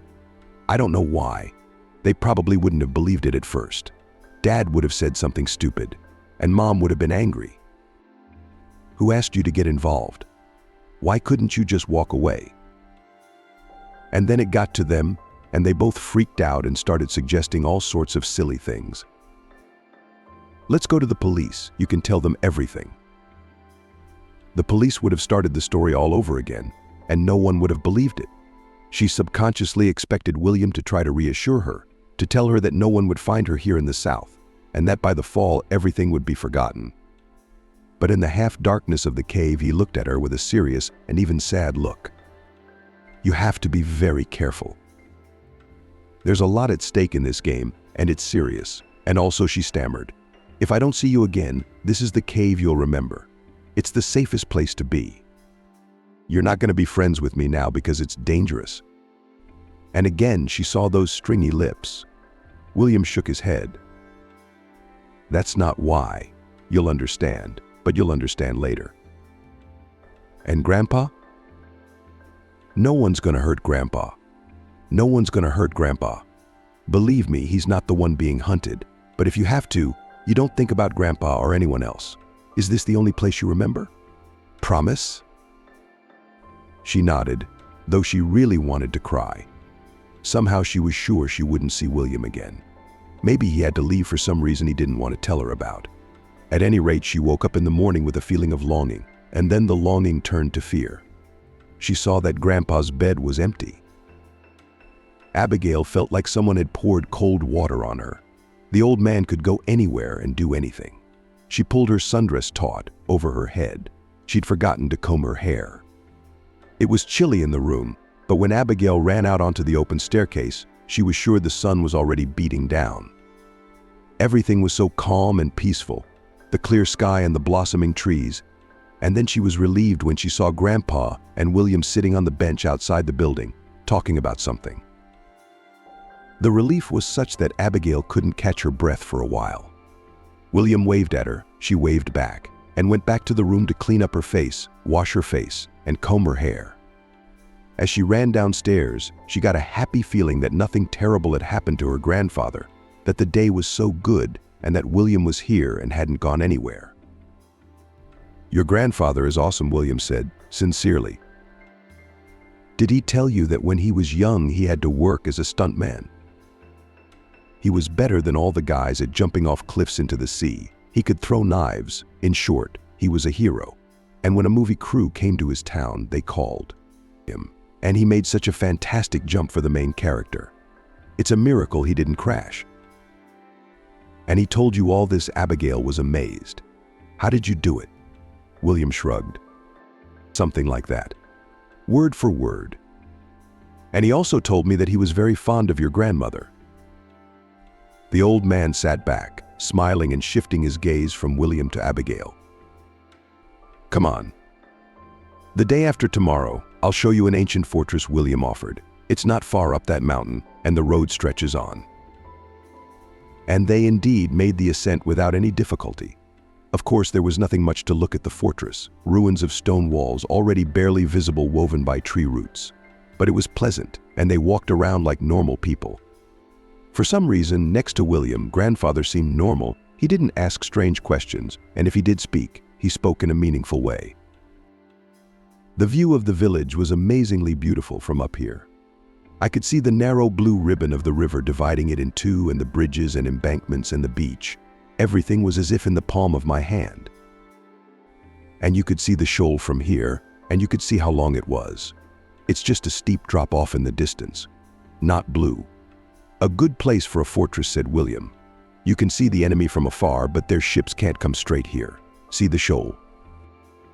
Yes, and even if the enemy landed on rocks like this, it's not easy to get in. He spoke so precisely there were no centuries that separated him from the ancient people. What about the water? I mean, there's probably no well. So much stone, a besieged fortress without water. Let's go, William said. He led her down a path somewhere downhill and showed her a spring that ran between the rocks, giving rise to a small stream. All three of them drank, and the old man put his palm to his ear from time to time and smiled. He had heard. The voices were perfectly audible to him. When they returned, Abigail was carrying a bouquet of flowers picked on the mountainside. She turned around and saw Yegor watching her with his hands in his pockets. She did not see him in the afternoon, and towards evening she took the old man to the beach. But the weather turned bad, as it often does in the south.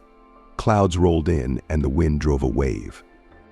Abigail hoped that William might be here, sitting on a chaise lounge, looking out to sea, but he was gone.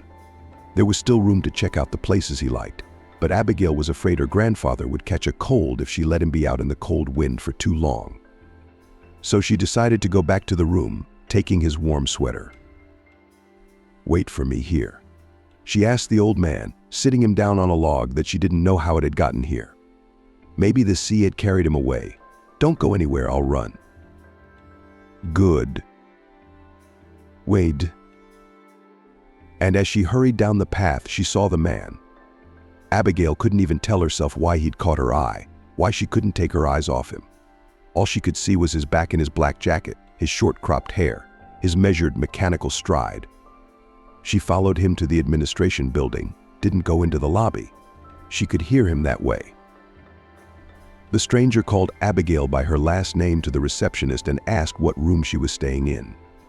Abigail took a few steps back from the porch and brought her hand to her lips. Thoughts were rushing through her head, and she was desperately scared. This couldn't be some common acquaintance from her parents. She could feel it. She also felt like a chicken with its head cut off. She was absolutely confused, and then, as if from outside and at the same time inside her head, a fearless cold voice said, "Her to the cave." She tried to think about her grandfather, about the fact that it was impossible to hide him in the cave. But at the same time, she realized clearly that this man didn't need the old man, only herself. Abigail turned and ran. She'd never run like that before, arms outstretched precisely towards someone who could protect her. It was as if she was preparing to embrace him, but there was no such person, only the one who was chasing her. She flew like a bird and was soon on the shore. Her grandfather was also sitting on a log, looking at the sea. She swept past him, and as she was about to turn, she heard a faint voice. "Halt." Abigail turned around. The man in black was running after her, but he was at the beginning of the beach, and she was at the end. She heard him call her name again, and then he swore foully. Once behind the headland, she hid herself from his sight, but she knew it wouldn't be for long. The swell on the sea wasn't palpable, but it seemed like a real storm to Abigail. Not the kind of weather one would dive in, but there was no choice as she was in a sundress. She thought about not leaving her clothes on the shore, giving away identification with that. She waded into the water and almost immediately went headfirst into the sea. Abigail tried not to let the panic take her only 2 meters, and that was about nothing. And then she could surface inside the cave, and there would be air. Those moments she remembered for the rest of her life, because what she was doing felt like suicide. But by some miracle, she managed to hook her hand onto the rocky vault of the cave and slip inside. She sighed greedily into the air and thought that she would probably hear that dreaded man as he passed. But there was nothing. There would be nothing for a long time yet. When the old man heard someone shouting his granddaughter's name as they approached him, they peppered him with profanity. He perked up. Until then, he had been in a world of his own, where he didn't have to strain his memory, trying to remember everything, but now he felt anxious. More than that, he realized that no one but he was here to stand up for his granddaughter. He took a step towards the man who was about to run towards her. "What do you want with her?" Grandpa asked. Instead of the stranger's answer, he saw that stranger's face twisted with rage, those powerful arms that looked like they could snap his neck with a single movement, but the old man didn't back down. "What do you want?" Did the stranger realize that he was a blessed man whom it was useless to question? He pushed the old man out of the way and ran on toward the promontory. The grandfather didn't realize what he was doing, but he grabbed a knife out of his pocket, the same penknife that Abigail had bought and taken with her on the road, which Abigail had taken a fancy to, and the old man slipped it into his pocket. Opening the knife was a matter of seconds. His hands were unfaithful, hands that sometimes couldn't hold a spoon. Now this deliberateness of every movement was remembered, and without a swing from below the old man threw the knife. The man, who was already a few steps away from him, fell to his knees, grasped his neck with his hands, but was still unable to pull out the hilt. It was early fall. Abigail and the man who'd been lying in the car were walking slowly through the city park, the first golden leaves rustling beneath their feet. "So Grandpa's in boarding house," said the man whose name was Matthew. Yes, Abigail's head was lowered. "I really didn't want to. I begged him not to go there, but my dad insisted," he said. "Your senior year, and Grandpa's getting worse and worse. I don't know what he's going to do." "The boarding house is nice." "Good. We sold my grandmother's apartment, and he's got a room to himself. It's not a room, it's a real room. The old ladies who live there even try to flirt with Grandpa, but he never needed anyone but his grandmother, and he got himself a cat. He says he's not lonely now. On weekends, my mom and I visit him, and we all go out together. It turns out that Grandpa likes ice cream very much. There's a nice cafe nearby." They walked in silence for a while, and then they turned onto a side path. There were no benches here, but there were no people. One could go on and on. "Now tell me everything," Abigail demanded. There was nothing to hide now. Matthew stopped. She stopped. He turned her toward him and took her hands in his. His palms were strong and warm, but she thought about it for a moment because she was transported there, to the seashore. Her feet were cooled by the coarse pebbles. Her nostrils smelled the scent of the sea. Everything was so familiar, and the transverse stripes on the rocks light and dark at times, making them look like a fold in a colored skirt. A small dog barked at the waves. A full woman in a hat was taking off her red robe to go swimming. He let go of her hands, and Abigail stood in the park again. It was a lovely day, an Indian summer. "How do you do it?" she whispered. "I don't know how to explain it to you. Well, the easiest way is to think of it as hypnosis. I can also make myself. Well, for example, Matthew looked around. Run along the sidewalk curbs, or walk on your hands, even though you've never been able to do that. Okay, so that's the power. I've always had it. I can compel a man who is far away from me to do what I want him to do. I can pour milk in a saucer for a cat, or I can order him to put a gun to his temple. Can you imagine what a valuable gift that would be to those who engage in dirty politics, for example?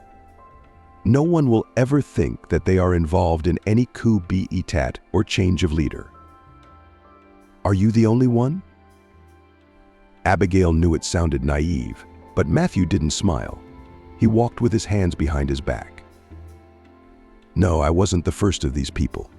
They've already tried using a man with similar abilities, but he's weak. He doesn't always succeed.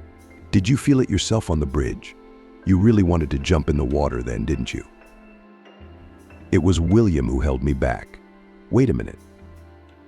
Abigail scooted forward, peering into Matthew's face. "Is he with you?" "Yes. You sent him to me first, and then you told him to come back. Do you know where he is now?" Matthew continued to walk at a slow, measured pace, and Abigail had to give way to him. "These fools thought you knew the truth about me. That's why you freed me, you know. By hiding, they were hoping to use you to get to me. Is that what this whole thing was about? And William? Don't you get it?" "Yes, angels can be like that. I see them sometimes, and I can ask them." That's all. William was gone. She would never see him again, unless she lifted her head to the sky or dreamed of him.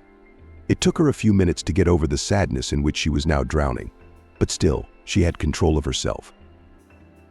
"So you think I won't be touched by these people again?" Matthew nodded. "What about you?